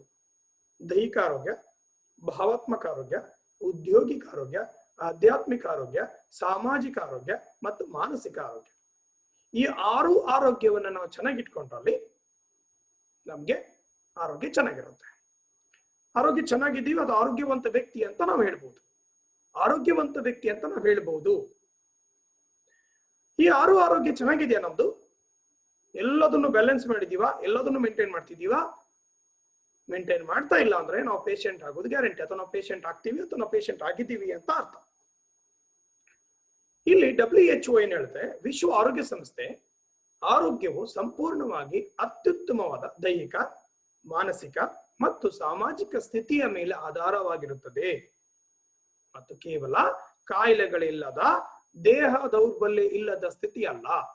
ನಾವೇನ್ ಅನ್ಕೊಂಡಿದೀವಿ, ವೀಕ್ನೆಸ್ ಏನಿಲ್ಲ, ಫುಲ್ ಗುಂಡ್ಕಲ್ ತರ ಇದೀವಿ, ಯಾವುದೇ ನಮ್ಗೆ ಕಾಯಿಲೆ ಇಲ್ಲ, ನಾವು ಆರೋಗ್ಯವಂತ ವ್ಯಕ್ತಿ ಅಂತ ಅನ್ಕೊಂಡಿದೀವಿ. ಆರೋಗ್ಯವಂತ ವ್ಯಕ್ತಿ ತರ ನೀವು ಕಾಣಿಸ್ಕೊಂತ ಇದೀರ ಅಷ್ಟೇ, ಆರೋಗ್ಯವಂತ ವ್ಯಕ್ತಿ ಅಲ್ಲ. ಆರೋಗ್ಯವಂತ ವ್ಯಕ್ತಿ ಅಂತ ಹೇಗೆ ನಾವು ಕನ್ಸಿಡರ್ ಮಾಡ್ತೀವಿ ಅಂದ್ರೆ, ಈ 3 ಸ್ಥಿತಿ ಸರಿ ಇರಬೇಕು. ಮಾನಸಿಕ ಸ್ಥಿತಿ, ಸಾಮಾಜಿಕ ಸ್ಥಿತಿ ಮತ್ತು ದೈಹಿಕ ಸ್ಥಿತಿ. ಈ 3 ಸ್ಥಿತಿ ಚೆನ್ನಾಗಿದ್ರೆ ಮಾತ್ರ ನಾವು ಆರೋಗ್ಯವಾಗಿದ್ದೀವಿ. ಹಾಗಾದ್ರೆ ನಾವೀಗ ಆರೋಗ್ಯವಾಗಿದ್ದೀವಾ ಅಂತ ನೋಡ್ಕೊಂಬರೋಣ, ಚೆಕ್ ಮಾಡ್ಲಾ ಒಂದ್ಸರಿ, ಎಲ್ಲರನ್ನೂ ಒಂದ್ಸರಿ ನೀವೇ ಸೆಲ್ಫ್ ಚೆಕ್ ಮಾಡ್ಕೊಳ್ಳಿ. ದೇಹದ ಎತ್ತರ ಮತ್ತೆ ವಯಸ್ಸಿಗೆ ತಕ್ಕಾಗಿ ತೂಕ ಇರ್ಬೇಕು. ಇದನ್ನ BMI, ಬಾಡಿ ಮಾಸ್ ಇಂಡೆಕ್ಸ್ ಅಂತ ಕರಿತೀವಿ. ಬಾಡಿ ಮಾಸ್ ಇಂಡೆಕ್ಸ್ ಅಂದ್ರೆ ಎಷ್ಟಿರ್ಬೇಕು, ಅದು ಹೇಗೆ ಕಂಡು ಹಿಡಿತಾರೆ? ಒಂದೊಂದು ಮಷಿನ್ ಬರುತ್ತೆ, BMI ಮೆಷಿನ್ ಬರುತ್ತೆ, ಅದರಲ್ಲಿ ನಿಂತ್ಕೋಬೇಕು. ನಿಂತ್ಕೊಂಡು ಅದ್ರ ಮೇಲೆ ನನ್ನ ಹೈಟ್ ಸೆಂಟಿಮೀಟರ್, ನಾನು ಎಷ್ಟು ಸೆಂಟಿಮೀಟರ್ ಇದ್ದೀನಿ ಆ ಸೆಂಟಿಮೀಟರ್ ಟೈಪ್ ಮಾಡೋದು. ನನ್ನ ಡೇಟ್ ಆಫ್ ಬರ್ತ್ ಹಾಕ್ಬೇಕು, ಏಜ್. ಅದಾಗದಾಗ ತೂಕ ಅದು ಮಾಡುತ್ತೆ. ತೂಕ ಮಾಡಿ ಎಷ್ಟು ಹೈಟಿಗೆ, ಎಷ್ಟು ಏಜಿಗೆ ಎಷ್ಟು ತೂಕ ಇರಬೇಕು ಅಂತ ಒಂದು ಕ್ಯಾಲ್ಕುಲೇಷನ್ ಬರುತ್ತೆ. ಅದು ಸ್ಕೋರ್ 22 ಇಂದ 25 ಇದ್ರೆ ನಾರ್ಮಲ್. ಇದು ನಿಮ್ಗೆ ಈಸಿ ಗೊತ್ತಾಗ್ಬೇಕಾ? ನಿಮ್ಗೆ ಇದು ಈಸಿ ಗೊತ್ತಾಗ್ಬೇಕಾ? ಈಗ ಸ್ಕೋರ್ ಇಲ್ದೇನೆ ನೀವು ಕಂಡುಹಿಡಿಬೇಕಂದ್ರೆ ನೀವು ಎಷ್ಟು ಹೈಟ್ ಇದ್ರೆ ಗೊತ್ತಲ್ಲ ನಿಮ್ಗೆ. ಓಕೆ, ಈಗ ನಾನು 176 ಸೆಂಟಿಮೀಟರ್ ಇದ್ದೀನಿ, 176 ಸೆಂಟಿಮೀಟರ್. 176 ಸೆಂಟಿಮೀಟರ್ ಇರುವ ಜೆಂಟ್ಸ್ 100ನ್ನ ರಿಮೂವ್ ಮಾಡಿದ್ರೆ, 3 ಅಂಕಿ ಇದೆ, ಅದನ್ನು 1 ರಿಮೂವ್ ಮಾಡಿದ್ರೆ 2 ಅಂಕಿ ಉಳಿತದೆ, ಅಂದ್ರೆ 76. ಸೊ ನಾನು 76 ತೂಕ ಇರಬೇಕು. 76ರಿಂದ 80 ಒಳಗಡೆ ಇದ್ರೆ ನಾನು ನಾರ್ಮಲ್. ಅದಕ್ಕಿಂತ ಜಾಸ್ತಿ ಆದ್ರೆ ಓವರ್ ವೇಟ್. 27ಕ್ಕಿಂತ ಜಾಸ್ತಿ ಆಗ್ಬಿಟ್ರೆ, 15-20 kg ಜಾಸ್ತಿ ಆಗ್ಬಿಟ್ರೆ, ನೀವೆಷ್ಟು ತೂಕ ಇದ್ದೀರೋ, ನೀವೆಷ್ಟು ಸೆಂಟಿಮೀಟರ್ ಇದೆ ಅಂತ ನೋಡಿ, ಅದ್ರಲ್ಲಿ 1 ರಿಮೂವ್ ಮಾಡಿ ಎಷ್ಟು ತೂಕ ಇರಬೇಕು ನಿಮ್ಗೆ ಗೊತ್ತಾಗತ್ತೆ. ಆಮೇಲೆ ಚೆಕ್ ಮಾಡಿ. ಈಗಲ್ಲ, ಈಗ ಹೈಟ್ ಚೆಕ್ ಮಾಡ್ಬೇಡಿ, ಈಗ ವೇಟ್ ಚೆಕ್ ಮಾಡ್ಬೇಡಿ, ಕಂಟಿನ್ಯೂ ಪ್ರೋಗ್ರಾಮ್ ನೋಡಿ. ಕೆಲವರು ಎದ್ಬಿಟ್ಟಾರೆ ಆಲ್ರೆಡಿ, ಕೂತ್ಕೊಳ್ಳಿ. ನೆಕ್ಸ್ಟ್, ಮಾನಸಿಕ ಪರಿಸ್ಥಿತಿ ಹೇಗಿದೆ ನೋಡೋಣ. ಮಾನಸಿಕ ಪರಿಸ್ಥಿತಿ, ಮಾನಸಿಕ ಆರೋಗ್ಯ ಚೆನ್ನಾಗಿರ್ಬೇಕಂದ್ರೆ ಯಾವಾಗ್ಲೂ ಖುಷಿಯಾಗಿರ್ಬೇಕು. ಯಾವಾಗ್ಲೂ ಖುಷಿಯಾಗಿರ್ಬೇಕಾ? ಆಗಲ್ಲ ಬಿಡ್ರಿ. ಡಿಸೈಡ್ ಮಾಡ್ಬಿಟ್ಟಿದ್ವಿ ನಾವು ಆಗೋದೇ ಇಲ್ಲ. ಯಾರು ಇದಾರ? ನಾವು ಡಿಸೈಡ್ ಮಾಡಿದ್ವಿ ಯಾರು ಇರಲ್ಲ, ಇರೋದೇ ಇಲ್ಲ ಅಂತ. ತಪ್ಪು. ಆರೋಗ್ಯವಾಗಿ ಇರ್ಬೇಕು ಅಂದ್ರೆ ಖುಷಿಯಾಗಿರ್ಬೇಕು. ಖುಷಿಯಾಗಿರ್ಬೇಕಂದ್ರೆ ಟೆನ್ಷನ್ ಮತ್ತೆ ಚಿಂತೆಯಿಂದ ಇರ್ಬಾರ್ದು. ಟೆನ್ಷನ್ ಮತ್ತೆ ಚಿಂತೆ ಇವೆರಡು ಹೇಗ್ ಬರುತ್ತೆ? ಟೆನ್ಷನ್ ಅಂದ್ರೆ ಮುಂದೇನಾಗುತ್ತೆ ಅನ್ನುವ ಟೆನ್ಷನ್. ಕೆಲವರು ಧಾರಾವಾಹಿ ಇವತ್ತು ಮುಗಿದ್ ನಾಳೆ ಏನಾಗುತ್ತೋ ಅನ್ನೋ ಭಯ, ಅಂದ್ರೆ ಟೆನ್ಷನ್ ಅದು. ಹಿಂದೆ ಚಿಂತೆ ಅಂದ್ರೆ ಹಿಂದೆ ಆಗಿರೋದು, ಹಿಂಗಾಗ್ಬಿಡ್ತು, ಹಂಗಂದ್ರು, ಇವ್ರು ಹಿಂಗಂದ್ರು, ಹಂಗಾಯ್ತು ಅನ್ನೋ ಚಿಂತೆ. ಏನಾಗುತ್ತೋ ಅನ್ನೋ ಟೆನ್ಷನ್, ಕ್ವಶನ್ ಮಾರ್ಕ್. ನಾವು ಒಂದೇ ಹಿಂದೆ ಇರ್ತೀವಿ, ಇಲ್ಲ ಮುಂದಕ್ಕೆ ಹೋಗಿರ್ತೀವಿ. ಅಂತೂ ಪ್ರೆಸೆಂಟ್ ಅಂತೂ ಇರಲ್ಲ. ಇವತ್ತಿನ ದಿನ ಅಂದ್ರೆ 27ನೇ ತಾರೀಕು 8ನೇ ತಿಂಗಳು 2020 ಇಸ್ವಿ 7 ಗಂಟೆ 20 ನಿಮಿಷ ಆಗಿದೆ. ಈಗ ಆ 7 ಗಂಟೆ 20 ನಿಮಿಷದಲ್ಲಿ ಇದೀರಾ ನೀವು? ಇಲ್ಲ. ನೀವೆಷ್ಟೊತ್ತಿ ಮುಗಿಸ್ತಾನೋ, ಇನ್ನೇನೋ ಕತೆ ಹೇಳ್ತಾನೆ ಅಂತ ನೀವೇನ್ ಅನ್ಕೊಂತೀರಾ? ಮುಂದಕ್ಕೆ ಹೋಗಿರ್ತೀರಾ. ಅದು ನೀವು ಟೆನ್ಷನ್ ಅಲ್ಲಿ ಇದೀರಿ ಅಂತ. ನಿನ್ನೆದ್ರ ಬಗ್ಗೆ ಯೋಚನೆ ಮಾಡ್ತಿದ್ದೀರಾ, ಚಿಂತೆಯಲ್ಲಿ ಇದ್ದೀರಾ ಅಂತ ಅರ್ಥ. ಹಾಗಂತ ಪ್ರೆಸೆಂಟ್ ಈಗ ಎಂಜಾಯ್ ಮಾಡ್ತಿದ್ದೀರಾ, ಪ್ರೋಗ್ರಾಮ್ ಅಲ್ಲೇ ಇದ್ದೀರಾ, ಖುಷಿ ಇರ್ತೀರಾ. ಅಟ್ ಪ್ರೆಸೆಂಟ್ ಆ ಪ್ರತಿ ಕ್ಷಣ ಬದುಕುವುದನ್ನ ನಿಜವಾದ ಬದುಕು, ಅದು ನಿಜವಾದ ಖುಷಿಯಾಗಿರ್ಬೋದು. ಒಂದ್ ಅರ್ಥ ಮಾಡ್ಕೊಳ್ಳಿ, ನೀವು ಸಂತೋಷದಿಂದ ಇದೀರಾ ಇಲ್ವಾ ಅಂತ ನನಗೆ ಹೇಳ್ಬೇಕಾದಿಲ್ಲ, ನಿಮಗ್ ಗೊತ್ತಾಗತ್ತ ಇಲ್ವಾ? ಗೊತ್ತಾಗತ್ತಲ್ಲ. ಸೊ ಪ್ರತಿದಿನ, ಪ್ರತಿ ಕ್ಷಣ, ಪ್ರತಿ ಮಿನಿಟ್ಸ್ ಚೆಕ್ ಮಾಡ್ಕೊಳ್ಳಿ, ನೀವು ಖುಷಿಯಾಗಿದ್ದೀರಾ ಇಲ್ವಾ ಅಂತ. ಯಾಕಂದ್ರೆ ಟೆನ್ಷನ್, ಚಿಂತೆಯಿಂದನೇ ಅತಿ ಭಯಾನಕ ಕಾಯಿಲೆಗಳು ಮತ್ತೆ ಜಾಸ್ತಿ ಕಾಯಿಲೆಗಳು ಟೆನ್ಷನ್ ಇಂದಾನೆ ಬರುತ್ತೆ. ಇನ್ನೊಂದು, ಟೆನ್ಷನ್ ನಮ್ಗೆ ಖುಷಿಯಾಗಿಲ್ದಿರೋ ಕಾರಣ ಏನಂದ್ರೆ ಸಾಮಾಜಿಕ ಆರೋಗ್ಯ ಚೆನ್ನಾಗಿಲ್ದಿರೋದು. ಸಾಮಾಜಿಕ ಆರೋಗ್ಯ ಅಂದ್ರೆ ಏನು? ಸಾಮಾಜಿಕ ಆರೋಗ್ಯ ಅಂದ್ರೆ ಎಲ್ಲರ ಜೊತೆ ಉತ್ತಮ ಒಡನಾಟ ಇರೋದು. ಇದ್ಯಾ? ಪಕ್ಕದ ಕೆಲವ್ರನ್ನೆಲ್ಲ ನೆನೆಸ್ಕೊಂಡ್ರು ನಮ್ಮ ಮೈ ಉರ್ದೋಗತ್ತೆ ಇವಾಗ ಅಲ್ವಾ? ಮೈಯೆಲ್ಲ ಬಿಸಿಯಾಗಿ ರೋಮ್ ನೋಡು, ಎಲ್ಲ ಕುದಿತಾ ಇದೆ, ಬಿಸಿ ಆಗ್ತಿದೆ. ಕೆಲವ್ರು ನೆನ್ಸ್ಕೊಂಡ್ರೆ ಸಾಕು, ಏನ್ ಎದುರುಗಡೆ ಬರ್ಬೇಕಂತನೂ ಇಲ್ಲ. ಕೆಲವ್ರನ್ನ ನೆನೆಸ್ಕೊಂಡ್ರೆ ಸಾಕು ನಮ್ಗೆ ಮೈ ಉರಿತದೆ. ಕೆಲವು ಘಟನೆಗಳು ನೆನ್ಸ್ಕೊಂಡ್ರೆ, ಕೆಲವು ವ್ಯಕ್ತಿಗಳು ನೆನ್ಸ್ಕೊಂಡ್ರೆ ನಮ್ಮ ಮೈ ಉರಿತದೆ. ಎಂತ ಪರಿಸ್ಥಿತಿ ಬಂತು ನೋಡಿ. ಅಂದ್ರೆ ನಮ್ಮೊಳಗೆ ನಾವೇ ಬೆಂಕಿ ಹಾಕೊಂಡಾಗ, ನಮ್ಮ ಜೀವಕೋಶಗಳ ನಾವೇ ಸಾಯಿಸ್ದಂಗೆ ವಿಷ ಹಾಕಿ. ಸೊ ನೀವು ಕೋಪ ಮಾಡ್ಕೊಳ್ಳೋದ್ರಿಂದ ಬೇರೆ ಯಾರಿಗೂ ಲಾಸ್ ಆಗಲ್ಲ, ನಿಮ್ಗೆ ಜಾಸ್ತಿ ಲಾಸ್ ಆಗುತ್ತೆ. ನಿಮ್ಮ ಜೀವಕೋಶಗಳೇ ನಿಮ್ಗೆ ಕಳ್ಕೊಂತೀರ. ಹಾಗಾಗಿ ಹಾಗಾದ್ರೆ ಜನರು ವಿಚಿತ್ರ ಇರ್ತಾರೆ. ಯಾವುದೇ ಕಾರಣಕ್ಕೂ ಕೋಪ ಮಾಡ್ಕೊಂಡ್ರೆ ನಿಮ್ಗೆ ಲಾಸ್ ಆಗೋದ್ ಬಿಟ್ರೆ ಬೇರೆ ಯಾರಿಗೂ ಲಾಸ್ ಆಗುತ್ತೆ. ಹಾಗಾಗಿ ಜಾಸ್ತಿ ಪನಿಷ್ಮೆಂಟ್ ನಿಮ್ಗೆ ಆಗತ್ತೆ. ಹಾಗಾಗಿ ಎಂತ ಪರಿಸ್ಥಿತಿಯಲ್ಲೂ ಸಮಾಧಾನದ ಇರುವುದು, ಜನ ಹೇಗಿದ್ದಾರೆ ಹಾಗೆ ಅವ್ರನ್ನ ಸ್ವೀಕಾರ ಮಾಡೋದು. ಈಗ ನಿಮ್ಮನ್ನ ನೋಡ್ರೆ ನಂಗೂ ಕೋಪ ಬರೋದು, ಅದಕ್ಕೆ ನಾನು ನೋಡ್ತಾನೆ ಇಲ್ಲ. ಅರ್ಥ ಆಗ್ತಿದ್ಯಾ? ಸೊ ಹಾಗಾಗಿ ನಿಮ್ಮನ್ನ ಹೇಗಿದ್ದಾರೋ ನಾನು ಹಾಗೆ ಸ್ವೀಕಾರ ಮಾಡ್ತೀನಿ. ಹಾಗಾಗಿ ನನ್ನ ಆರೋಗ್ಯ ಚೆನ್ನಾಗಿರುತ್ತೆ, ಇಲ್ಲ ನನ್ನ ಆರೋಗ್ಯ ಹಾಳಾಗತ್ತೆ ಮತ್ತೆ. ಅರ್ಥ ಆಗ್ತಿದ್ಯಾ? ಸೊ ಇದು ಮಾನಸಿಕ ಆರೋಗ್ಯ. ದೈಹಿಕ ಆರೋಗ್ಯ ಗೊತ್ತಾಯ್ತು, ಮಾನಸಿಕ, ಸಾಮಾಜಿಕ, ಈ 3 ಸ್ಥಿತಿನ ಕಾಪಾಡ್ಕೊಂಡು ನಾವು ಆರೋಗ್ಯನ ಚೆನ್ನಾಗಿ ಮಾಡ್ಕೋಬೇಕಿದೆ. ಹಾಗಾದ್ರೆ ಆರೋಗ್ಯ ಚೆನ್ನಾಗಿ ಇಟ್ಕೋಬೇಕಂದ್ರೆ ಏನಾದ್ರೂ ಒಂದು ಮಂತ್ರ ಇದೆಯಾ? ಜಪ ಮಾಡೋದಲ್ಲ, ಸೂತ್ರ, ಏನಾದ್ರೂ ಸ್ಲೋಗನ್, ಏನಾದ್ರೂ ಸೂತ್ರ ಇದೆಯಾ? ಖಂಡಿತ ಇದೆ. ಒಳ್ಳೆ ಆರೋಗ್ಯಕ್ಕೆ, ಅತ್ಯುತ್ತಮ ಆರೋಗ್ಯಕ್ಕೆ ಒಂದು ಸೂತ್ರ ಇದೆ. ಅದು ಅತ್ಯುತ್ತಮ ಆರೋಗ್ಯದ ಮಂತ್ರ ಪ್ರತಿ ದಿನ ವ್ಯಾಯಾಮ ಮಾಡೋದು, ಬೇಕಾದಷ್ಟು ವಿಶ್ರಾಂತಿ ತಗೊಳ್ಳೋದು, ಪಾಸಿಟಿವ್ ಮನೋಭಾವನೆಯಿಂದ ಇರೋದು, ಮತ್ತೆ ಪೌಷ್ಟಿಕ ಆಹಾರವನ್ನು ಬಳಸೋದು. ಈ 4 ಇದೆಯಲ್ಲ, ಇದ್ರಲ್ಲಿ ಒಂದು ಮಿಸ್ ಆದ್ರೂ ನಿಮ್ಮ ಆರೋಗ್ಯ ಕೈ ಕೊಡುತ್ತೆ. ಆರೋಗ್ಯ ಹದಗೆಡುತ್ತೆ, ಲೈಫ್ ಕೈ ಕೊಡುತ್ತೆ, ಕಾಯಿಲೆ ಬರುತ್ತೆ ಅಂತ ಹೇಳ್ತಾ ಇದ್ದೀನಿ. 4ರಲ್ಲಿ ಒಂದು ಮಿಸ್ ಆದ್ರೂ ಆ 4ನ್ನೂ ಕಾಪಾಡ್ಕೊಳ್ಳೋದು ಹೇಗೆ ನೋಡೋಣ. ಫಸ್ಟ್ ಒನ್, ಪ್ರತಿನಿತ್ಯ ಬ್ರಿಸ್ಕ್ ವಾಕ್, ಬಿರುಸಿನ ನಡಿಗೆ, ಸ್ಪೀಡ್ ಆಗಿ 30 ಮಿನಿಟ್ಸ್ ಆದ್ರೂ ನಡಿಬೇಕು. ಓಕೆ, ಸೊ ಹಾಗಾಗಿ ಅದರಿಂದ ನಿಮ್ಮ ಪಾದ ಬಿಸಿ ಆಗತ್ತೆ. ಪಾದ ಬಿಸಿ ಆಗೋದ್ರಿಂದ ರೋಗ ನಿರೋಧಕ ಶಕ್ತಿ ಜಾಸ್ತಿ ಆಗುತ್ತೆ. ಆಯ್ತಾ? ಪಾದ ಬಿಸಿ ಇರ್ಬೇಕು, ತಲೆ ತಣ್ಣಗಿರ್ಬೇಕು. ನಮ್ದು ಉಲ್ಟಾ ಆಗ್ತಿದೆಯಲ್ಲ, ಕಾಲು ತಣ್ಣಗಿದೆ, ತಲೆ ಬಿಸಿ ಆಗಿದೆ. ಸ್ವಲ್ಪ ಉಲ್ಟಾ ಮಾಡಿ. Okay, so one thing. Second one, minimum 6 ರಿಂದ 8 ತಾಸು ನಿದ್ದೆ ಮಾಡ್ಬೇಕು. ಬಾಡಿ ಒಂಥರ ಇಂಜಿನ್ ತರ, ಪಾರ್ಟ್ಸ್ ಎಲ್ಲ ಇಂಜಿನ್. ಸೊ ಏನಾಗುತ್ತೆ, ಸ್ವಲ್ಪ ರೆಸ್ಟ್ ಮಾಡಿದಾಗ ನೈಟ್ ಚೆನ್ನಾಗಿ 6 ತಾಸು ನಿದ್ದೆ ಮಾಡೋದು. ಮಿನಿಮಮ್ 6 ರಿಂದ 8 ತಾಸು. 8 ತಾಸು ಬಹಳ ಸಫಿಶಿಯಂಟ್. 8 ತಾಸು ನಾವು ನಿದ್ದೆ ಮಾಡಿದಾಗ ಡೇ ಟೈಮ್, ಓಕೆ, ಹಗಲು ಪೂರ್ತಿ ನಮ್ಗೆ ಸುಸ್ತಾಗೋದಿಲ್ಲ, ಟಯರ್ಡ್ ಆಗೋದಿಲ್ಲ. ಯಾಕಂದ್ರೆ ನಾಳೆ ಬೇಕಾಗಿರುವ ಶಕ್ತಿ ಫುಲ್ಲಿ ಸ್ಟೋರೇಜ್ ಆಗೋದು ರಾತ್ರಿ ಮಲ್ಕೊಂಡಾಗ. ರಾತ್ರಿ ಮಲಗೋದು ನಾಳೆ ಬೇಕಾಗಿರೋ ಶಕ್ತಿ ಎಲ್ಲ ಸಿಗುತ್ತೆ. ಸೊ ನಿದ್ದೆ ಮಾಡಿಲ್ಲ ನೀವು ಅಂತ ಹೇಳಿದಾಗ ನಿಮ್ಗೆ ಶಕ್ತಿ ಕುಗ್ಗುತ್ತೆ. ಓಕೆ, ಅರ್ಥ ಆಗಿದೆ ಅಂತ ಅನ್ಕೊಂಡಿದೀನಿ. ಸೊ ಹಾಗಾಗಿ ಚೆನ್ನಾಗಿ ನಿದ್ದೆ ಮಾಡಿ. ಸೊ ಕೆಲವ್ರು ಮಾಡ್ತಾ ಇದ್ದಾರೆ, ಇದೊಂದು ಪರವಾಗಿಲ್ಲ. ಕೆಲವ್ರಿಗೆ ನಿದ್ದೆ ಬರ್ತಿಲ್ಲ, ಟೆನ್ಷನ್ ಚಿಂತೆ ಇರೋದು ಅವ್ರಿಗೂ ನಿದ್ದೆ ಬರ್ತಿಲ್ಲ ಮತ್ತೆ ಕೆಲವರಿಗೆ. ಓಕೆ, ಮತ್ತೆ ಇನ್ನೊಂದೇನಂದು, ಯಾವುದೇ ವ್ಯಕ್ತಿ ಇರ್ಬೋದು, ಪರಿಸ್ಥಿತಿ ಇರ್ಬೋದು, ಪರಿಸ್ಥಿತಿ ಬಗ್ಗೆ, ವ್ಯಕ್ತಿ ಬಗ್ಗೆ ಜಾಸ್ತಿ ಯೋಚನೆ ಮಾಡಕ್ ಹೋಗ್ಬೇಡಿ. ಬಿಟ್ಬಿಡಿ ಅದನ್ನ. ಪ್ರತಿ ಕ್ಷಣ ಬದುಕುದನ್ನ ಟ್ರೈ ಮಾಡಿ. ಖುಷಿಯಾಗಿರಿ. ಖುಷಿಯಾಗಿಲ್ಲ ಅಂದ್ರೆ ನೀವೇನ್ ತಗೊಂಡ್ರು, ಏನ್ ತಿಂದ್ರು ಏನು ಪ್ರಯೋಜನ ಇಲ್ಲ, ಹೇಳಿದೀನಿ, ಮೊದ್ಲೇ ಹೇಳ್ಬಿಟ್ಟಿದ್ದೀನಿ. ಮತ್ತೆ ಉತ್ತಮ ಪೌಷ್ಟಿಕಾಂಶಗಳನ್ನು ಸೇವನೆ ಮಾಡೋದ್ರಿಂದ, ನಾಲ್ಗೆ ರುಚಿನ ಬಿಟ್ಟು ಯಾವ್ದು ಆರೋಗ್ಯಕರವಾಗಿದೆ ಅದನ್ನು ಸೇವನೆ ಮಾಡೋದ್ರಿಂದ ಚೆನ್ನಾಗಿರ್ಬೋದು. ಇದು ನಾವು ಆಲ್ರೆಡಿ ನಮ್ಗೆ ಗೊತ್ತಿದೆ, ಏನದು, ಊಟ ಬಲ್ಲವನಿಗೆ ರೋಗ ಇಲ್ಲ, ಮಾತು ಬಲ್ಲವನಿಗೆ ಜಗಳವಿಲ್ಲ ಅಂತ ಕೇಳಿದೀವಿ. ಊಟ ಬಲ್ಲವ ಅಂದ್ರೆ ಯಾರು? ಊಟ ಬಲ್ಲವ ಅಂದ್ರೆ ಊಟದ ಬಗ್ಗೆ ಗೊತ್ತಿರುವನು ಅಂತ. ಊಟ ಮಾಡಕ್ ಗೊತ್ತು, ಏನ್ ಊಟ ಮಾಡ್ಬೇಕಂತ ಗೊತ್ತಾ? ಇಲ್ಲ, ಏನ್ ಊಟ ಮಾಡ್ಬೇಕಂತ ಗೊತ್ತಿಲ್ಲ. ಈಗ ನಾವು ಹೇಳ್ಕೊಡ್ತೀವಿ.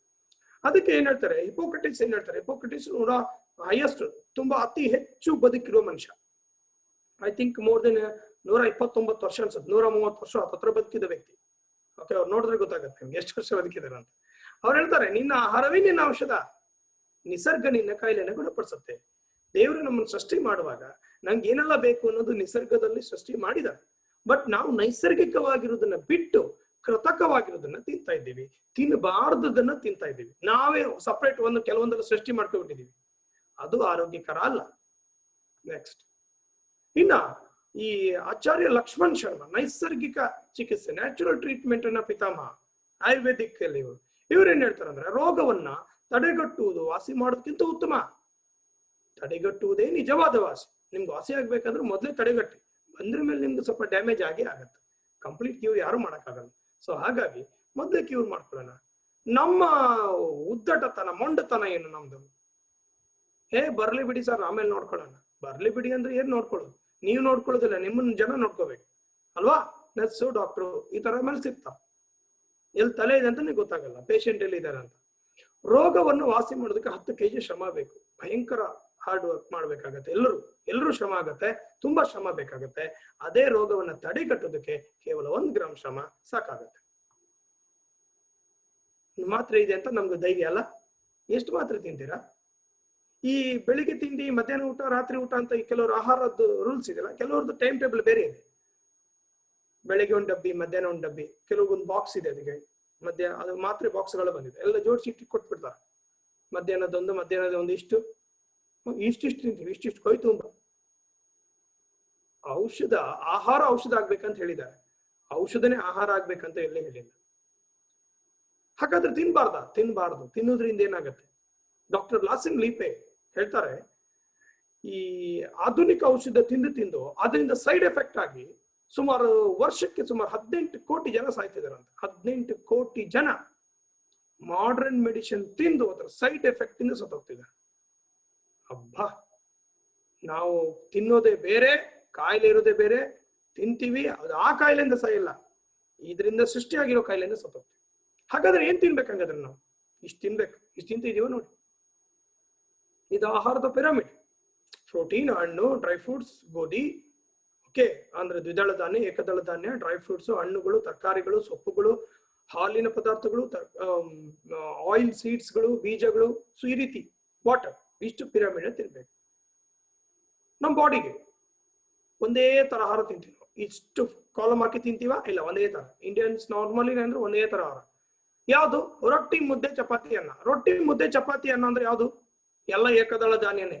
ಅದು ಎಲ್ಲದರಲ್ಲೂ ಸಿಗೋದು ಕಾಮನ್ ಫ್ಯಾಕ್ಟರ್ ಏನಂದ್ರೆ ಕಾರ್ಬೋಹೈಡ್ರೇಟ್ ಯಥೇಚ್ಛವಾಗಿ ಸಿಗುತ್ತೆ, ಪ್ರೋಟೀನ್ ಕೊರತೆ ಆಗುತ್ತೆ.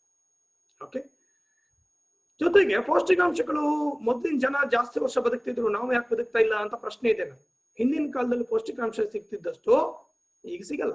ಭೂಮಿ ಸತ್ವ ಕಳ್ಕೊಂಡಿದೆ, ಪೌಷ್ಟಿಕಾಂಶಗಳ ತುಂಬಾ ಕಡಿಮೆ ಆಗಿದೆ. ಹೈಬ್ರಿಡ್ ಬೆಳೆಯಿಂದ ರಾಸಾಯನಿಕ ಗೊಬ್ಬರ ಬಳಸಿ ಸತ್ವ ಕಳ್ಕೊಂಡಿದೆ. ಕೀಟನಾಶಕಗಳು ಬಳಸಿ ಆಹಾರ ವಿಷ ಆಗಿದೆ. ಆಮೇಲೆ ಸಂಸ್ಕರಣೆ ಮಾಡಿ ಪೌಷ್ಟಿಕಾಂಶಗಳು ಕ್ವಾಲಿಟಿ ಅದರಲ್ಲಿ ಹೋಗಿದೆ. ದೂರದಿಂದ ಆಹಾರ ಎಲ್ಲೆಲ್ಲೋ ಯಾವಾಗ ಬೆಳೆದಿದ್ದು ಯಾವಾಗೂ ತಿಂತೀವಿ, ಹಾಗಾಗಿ ಅದ್ರ ಪೌಷ್ಟಿಕಾಂಶಗಳು ಇಲ್ಲ. ನೆಕ್ಸ್ಟ್, ಜೀರ್ಣವಾಗದಂತ ಆಹಾರಗಳು ತಿಂತೀವಿ. ಮಾನಸಿಕ ಒತ್ತಡದಿಂದ ಬದುಕ್ತಾ ಇದ್ದೀವಿ. ಕಾಯಿಲೆಗಳಿಂದ ಬಳಲುತ್ತಿರೋರಿಗೆ, ಈಗಿನ ಮಕ್ಕಳಿಗೆ ರಾಸಾಯನಿಕ ಔಷಧಿಗಳನ್ನು ಬಳಸ್ತಿರೋರು ಎಲ್ಲರಿಗೂ ಏನಾಗ್ತಿದೆ ಅಂದ್ರೆ ಟ್ರೀಟ್ಮೆಂಟ್ಸ್ ತುಂಬಾ ಬೇಕಾಗಿದೆ. ಈಗ ನೋಡೋಣ ಜನ ಹೇಗ್ ಸಾಯ್ತಿದ್ದಾರೆ ಭಾರತದಲ್ಲಿ. ನೋಡೋಣ, ಕರೋನಾದಿಂದ ಸಾಯ್ತಿರೋದು ಕಡಿಮೆ ಸಾಯ್. ನಿಮ್ಗೆ ಗೊತ್ತಿದ್ಯಾ? ರೋಗ ನಿರೋಧಕ ಶಕ್ತಿ ಕಡಿಮೆ ಆಗಿ ಯಾವುದೋ ವೈರಸ್ ಇಂದ ಬರ್ತಿರುವ ರೋಗದಿಂದ ಜನ ಸಾಯ್ತಿರೋದು ಕಡಿಮೆ. ಇದು ಬಿಡಿ, ಕರೋನಾ ಎಫೆಕ್ಟ್ ಬಿಡಿ.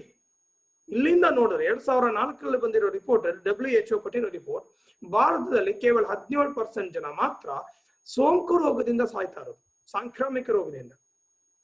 73% ಜನ ಪೌಷ್ಟಿಕಾಂಶಗಳ ಕೊರತೆ, ಕ್ಯಾನ್ಸರ್, ಸಕ್ಕರೆ ಕಾಯಿಲೆ, ಹೃದಯ ಸಂಬಂಧಿ ಕಾಯಿಲೆ, ಉಸಿರಾಟ ಕಾಯಿಲೆ, ಇವೆಲ್ಲ ವೈರಸ್ ಇಂದ ಬಂದಿದ್ಯಾ?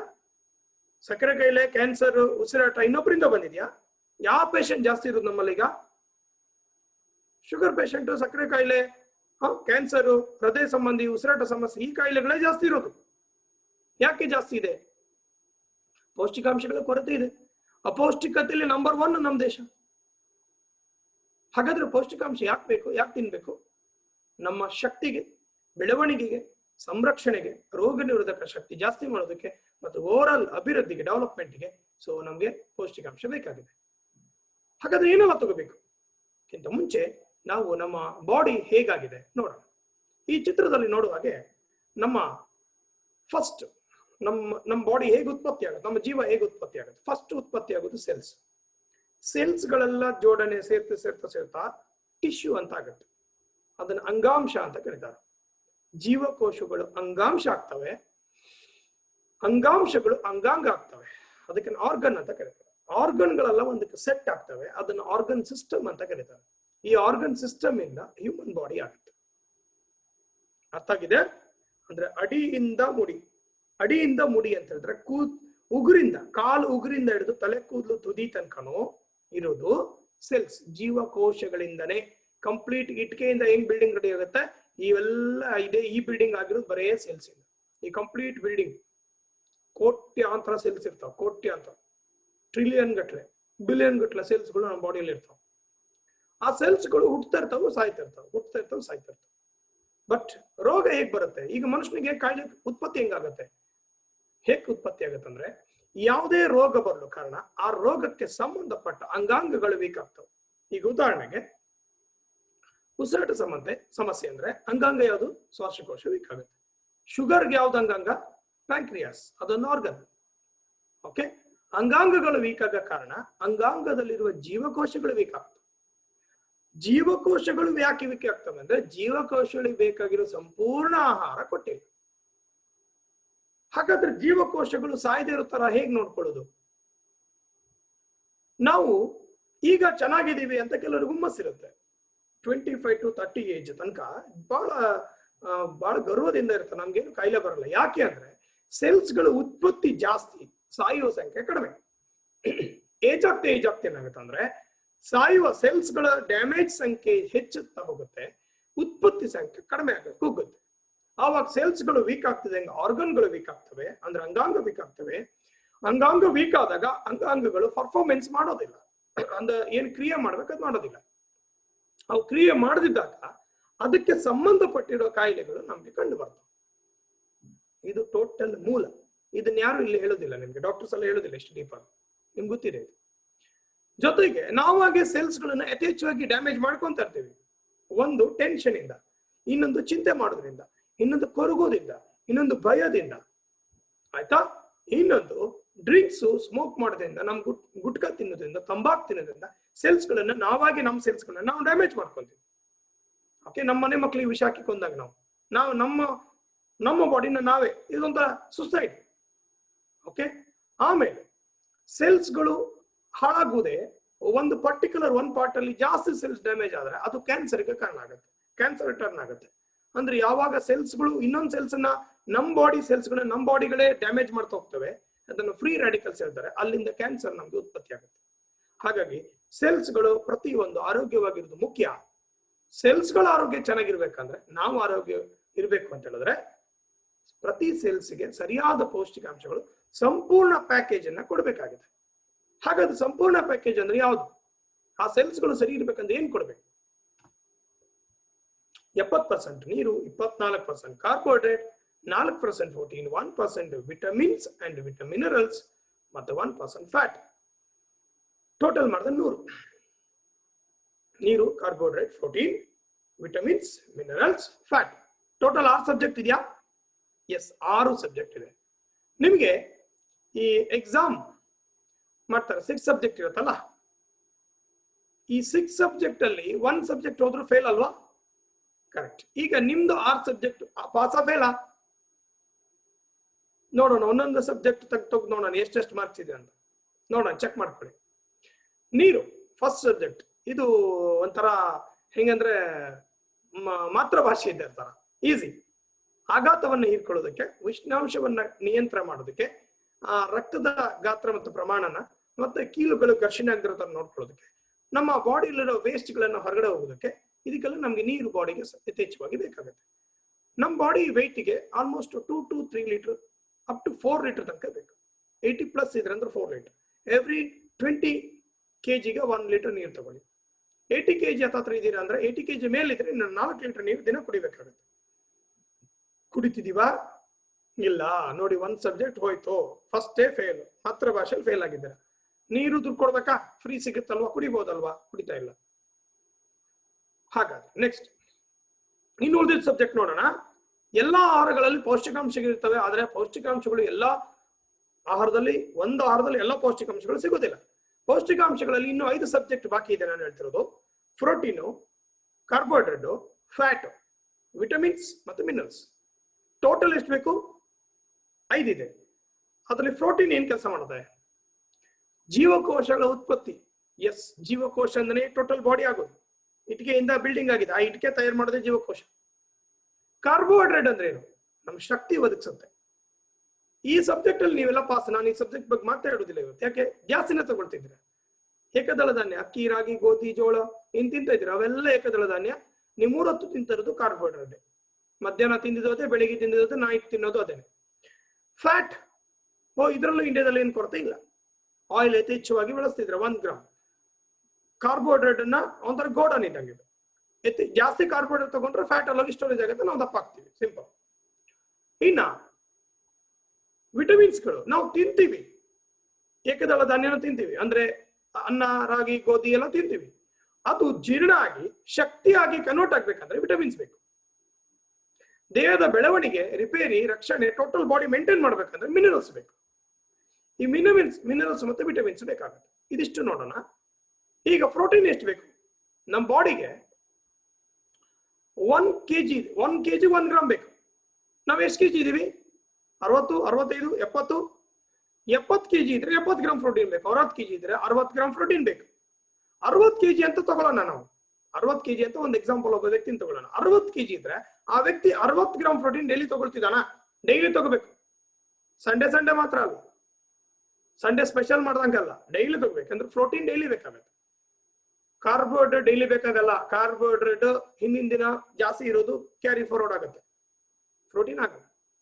1 kg 1 ಗ್ರಾಮ್ ಅಂದ್ರೆ ಗರ್ಭಿಣಿಯರಿಗೆ ಇನ್ನ ಜಾಸ್ತಿ ಬೇಕು, ಮಕ್ಕಳಿಗಿನ್ನ ಸೆಲ್ಸ್ ಗಳು ಡೆವಲಪ್ ಆಗ್ಬೇಕು, ಹಾಗಾಗಿ ಜಾಸ್ತಿ ಬೇಕಾಗುತ್ತೆ. ನಾವು ತಿಂತೀವಲ್ಲ, ಮೋಸ್ಟ್ಲಿ ಸಿಗ್ಬಹುದು ಅಂತ ಭ್ರಮೆಯಲ್ಲಿ ಇದ್ದೀರಾ.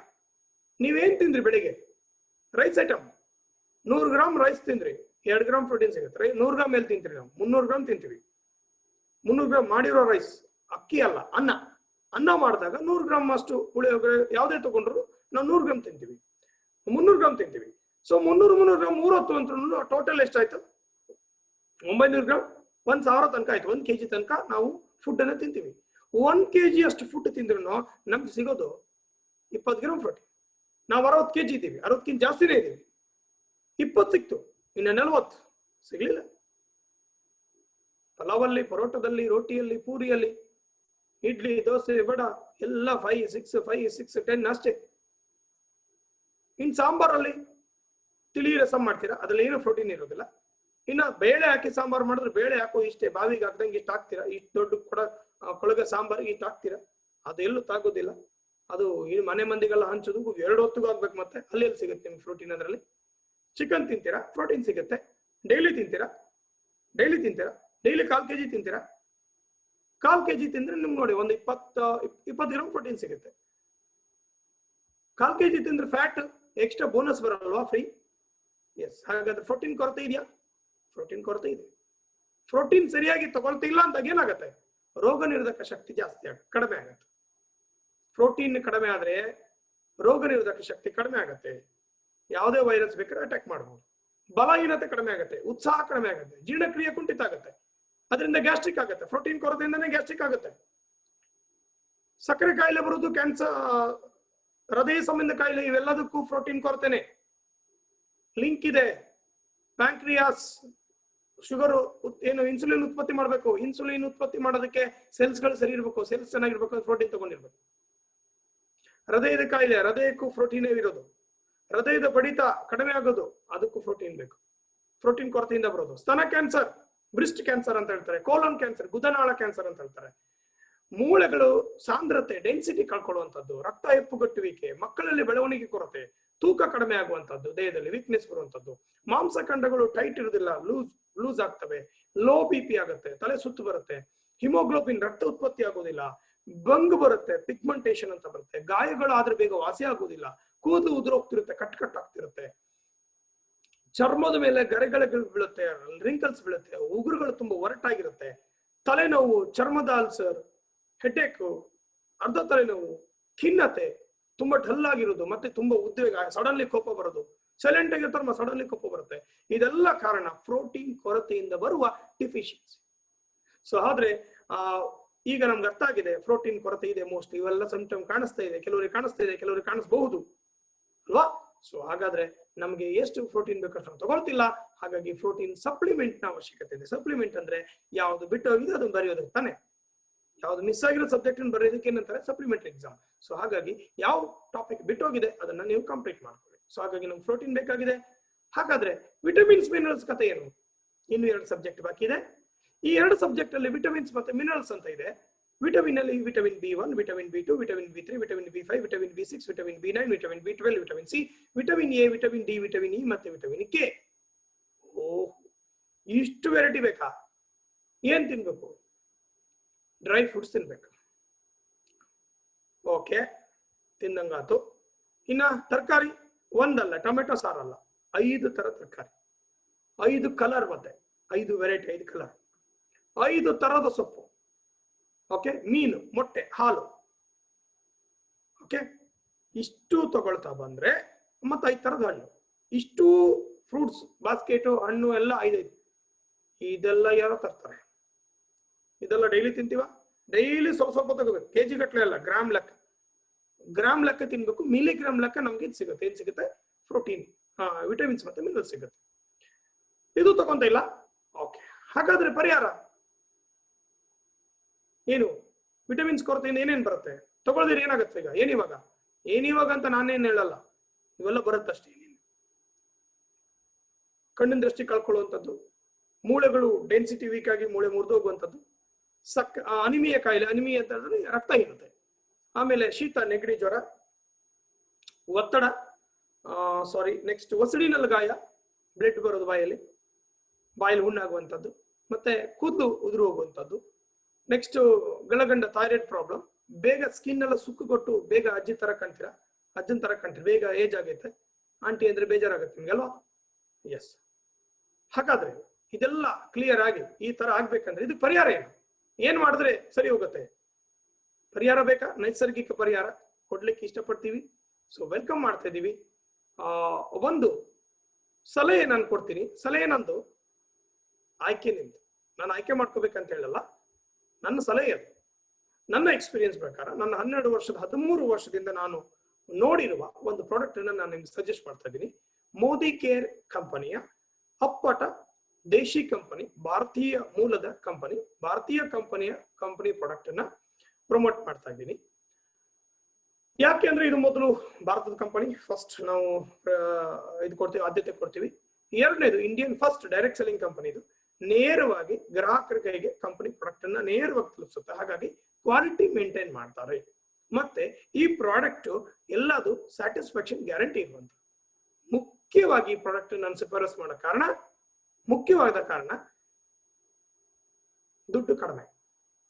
ಓಕೆ, ನಾನು ತೋರಿಸೋ ಪ್ರಾಡಕ್ಟ್ ಗಳನ್ನ ನೀವು ಬೇರೆ ಮಾರ್ಕೆಟ್ ಅಲ್ಲಿ ಸ್ಟಡಿ ಮಾಡಿದ್ರೆ ನಿಮ್ಗೆ ಅದರ 5 ಪಟ್ಟು ರೇಟ್ ಇದೆ, ಕೆಲವೊಂದು 3 ಪಟ್ಟು 4 ಪಟ್ಟು ರೇಟ್ ಇದೆ. ಇದು ಎಕನಾಮಿಕಲಿ, ಆರ್ಥಿಕವಾಗಿ ಜನರಿಗೆಲ್ಲಾ ಮಿಡಲ್ ಕ್ಲಾಸ್, ಪೂರ್ ಕ್ಲಾಸಿಗೂ ರೀಚ್ ಮಾಡುವಂತ ಪ್ರಾಡಕ್ಟ್ಗಳಾಗಿದೆ.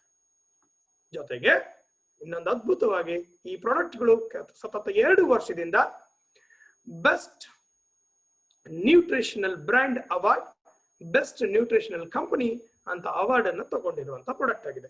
ಸೊ ಅವಾರ್ಡ್ ತಗೊಂಡಿರೋ ಪ್ರಾಡಕ್ಟ್ ಆಗಿದೆ ಅಂತ ಹೇಳಿದ್ರೆ ಮುಂಚೂಣಿಯಲ್ಲಿರುವಂತಹ ಪ್ರಾಡಕ್ಟ್ ಗಳನ್ನ ನಾವು ನಿಮ್ಗೆ ಶಿಫಾರಸ್ ಮಾಡ್ತಾ ಇದ್ದೀನಿ. ನೋಡೋಣ ಏನೇನಿದೆ ಅಂತ, ಏನೇನ್ ಮಾಡುತ್ತೆ ಅಂತ ನೋಡೋಣ. ಆಮೇಲೆ ಆಯ್ಕೆ ಮಾಡ್ಕೊಳ್ಳೋದು ಆಮೇಲೆ ಸೆಕೆಂಡ್ರಿ. ಓಕೆ, ನೋಡ್ತಾ ಹೋಗೋಣ ಏನೇನ್ ಸಿಗುತ್ತೆ ಅಂತ. ಪ್ರೋಟೀನ್ ಕೊರತೆ ಇದೆ ಅಂತ ನಾನು ಹೇಳಿದ್ದೀನಿ ಮೊದಲೇ. ಪ್ರೋಟೀನ್ ಕೊರತೆಗೆ ಪ್ರೋಟೀನ್ ಏನ್ ಸಿಗುತ್ತೆ ಅಂತ ಹೇಳಿದ್ರೆ 84% ಪ್ರೋಟೀನ್.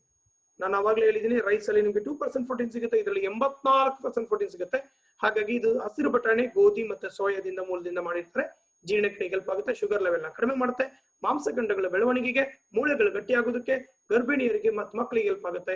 ಪ್ರೋಟೀನ್ ಕೊರತೆಯಿಂದ ಎಲ್ಲ ಬರೋ ಕೊರತೆನ ನೀಗಿಸಿ, ಪ್ರೋಟೀನ್ ಕೊರತೆಯಿಂದ ಸುಮಾರು 26 ಕಾಯಿಲೆಗಳು ಹೇಳಿದ್ನಲ್ಲ, ಅದನ್ನ ಕಂಟ್ರೋಲ್ ಮಾಡೋದಕ್ಕೆ ಇದು ಆಲ್ ಪ್ಲಾಂಟ್ ಪ್ರೋಟೀನ್ ನಿಮ್ಗೆ ಯೂಸ್ ಆಗುತ್ತೆ. ಸೊ ದಿನಕ್ಕೆ 2 ಬಾರಿ 2 ಇಯರ್ಸ್ ಎಬೋ 2 ವರ್ಷಕ್ಕಿಂತ ದೊಡ್ಡವರು ಇದನ್ನ ಊಟದ ನಂತರ, ಊಟದ ಮುಂಚೆ ಹೇಗ್ ಬೇಕಾದ್ರೆ ತಗೋಬಹುದು, ಅಥವಾ ಊಟದ ಜೊತೆ ಮಿಕ್ಸ್ ಮಾಡಿ ತಗೋಬಹುದು. ಇನ್ನ ವಿಟಮಿನ್ ಬೇಕಲ್ವಾ? ಎಸ್, ವಿಟಮಿನ್ ಟ್ಯಾಬ್ಲೆಟ್ 12, ಇದು ಆಶ್ಚರ್ಯ ನೋಡಿ, 12 ವಿಟಮಿನ್ಸ್ ಇದೆ, 8 ಮಿನರಲ್ಸ್ ಇದೆ. 20 ಪ್ರಾಡಕ್ಟ್ ಆಯ್ತು, 6 phyto nutrients, 2 amino acid, total 28 ಬಗೆಯ ಐಟಮ್ಸ್ ಇದರಲ್ಲಿ ಇದೆ. 28 ವೆರೈಟೀಸ್ ನ ವಿಟಮಿನ್ಸ್ ಮತ್ತೆ ಮಿನರಲ್ಸ್ ನಮ್ಮ ಬಾಡಿ ಸಿಗ್ಬಿಡುತ್ತೆ. ಇಲ್ಲ ಅಂದ್ರೆ ಇದು ಮಿಸ್ ಮಾಡ್ಕೊಂಡ್ರೆ ನಾವೇನ್ ಮಾಡಕ್ ಹೇಳಿ, 26 ಐಟಮ್ ತಿನ್ಬೇಕು. ಏನ್ ತಿನ್ಬೇಕಂತ ನಾನು ಆಮೇಲೆ ಹೇಳ್ತೀನಿ. ಇದನ್ನ ಸರಿ ಹೊಂದ್ಬೇಕಾದಂದ್ರೆ ಏನ್ ತಿನ್ಬೇಕು ನಾವು. ಸೊ ಇದೇನಾಗುತ್ತೆ, ಥೈರಾಯ್ಡ್ಗೆ ಮತ್ತೆ ಕೆಂಪು ರಕ್ತ ಕಣ ಉತ್ಪತ್ತಿಗೆ, ಬ್ಲಡ್ ಉತ್ಪತ್ತಿ ಮಾಡೋದಕ್ಕೆ, ರಕ್ತ ಹೆಪ್ಪುಗಟ್ಟನ್ನು ತಡೆಯುವುದು, ಕೂದಲು, ಚರ್ಮ, ಸ್ಕಿನ್ ಎಲ್ಲ ಚೆನ್ನಾಗಿರೋದಕ್ಕೆ, ನರಗಳ ಚೈತನ್ಯ ಜಾಸ್ತಿ ಮಾಡೋದಕ್ಕೆ, ಮತ್ತೆ ಮೂಳೆಗಳು ಬಲಿಷ್ಠ ಆಗೋದಕ್ಕೆ, ಮತ್ತೆ ಮುಖ್ಯವಾಗಿ ತಿಂದಿರುವ ಫುಡ್ ಜೀರ್ಣ ಆಗಿ ಶಕ್ತಿಯಾಗಿ ಕನ್ವರ್ಟ್ ಆಗಿ ಶಕ್ತಿ ಪ್ರೊಡ್ಯೂಸ್ ಮಾಡೋದಕ್ಕೆ, ಮತ್ತೆ ಸುಸ್ತನ್ನ ಕಮ್ಮಿ ಮಾಡೋದಕ್ಕೆ ನಿಮ್ಗೆ ಇದು ಹೆಲ್ಪ್ ಆಗುತ್ತೆ. ಇದು ಡೈಲಿ ತಿಂಡಿ ತಿಂದ ನಂತರ 1 ಟ್ಯಾಬ್ಲೆಟ್ ತಗೊಂಡ್ರೆ ಸಾಕು. ಇದು 1 ಟ್ಯಾಬ್ಲೆಟ್ಗೆ ನಿಮ್ಗೆ ಇದು 1 ಬಾಕ್ಸ್ 400 ರೂಪಾಯಿ ಚಿಲ್ಲರೆ ಏನೋ ಇದೆ. ಸೊ 410 ರೂಪಾಯಿನೋ ಏನೋ ಇದೆ, ಇದಕ್ಕೆ 495 ಏನೋ. ನಿಮ್ಗೆ ಒಂದು 15 ರೂಪಾಯಿನೋ ಖರ್ಚು ಬೀಳ್ಬೋದು. ಮೋಸ್ಟ್ಲಿ 15 ರೂಪಾಯಿ ಖರ್ಚು ಬೀಳ್ತಾ ಇದೆ ಅಂತ ಹೇಳಿದ್ರೆ 15 ರೂಪಾಯಿ ದಿನ ಖರ್ಚು ಮಾಡ್ಬೇಕಾ? 2 ಸಿಗರೇಟ್ಗಿಂತ ಕಡಿಮೆ ಆಯ್ತು, 2 ಮಾಣಿಕ್ ಚಿಂದಕ್ಕಿಂತ ಕಡಿಮೆ.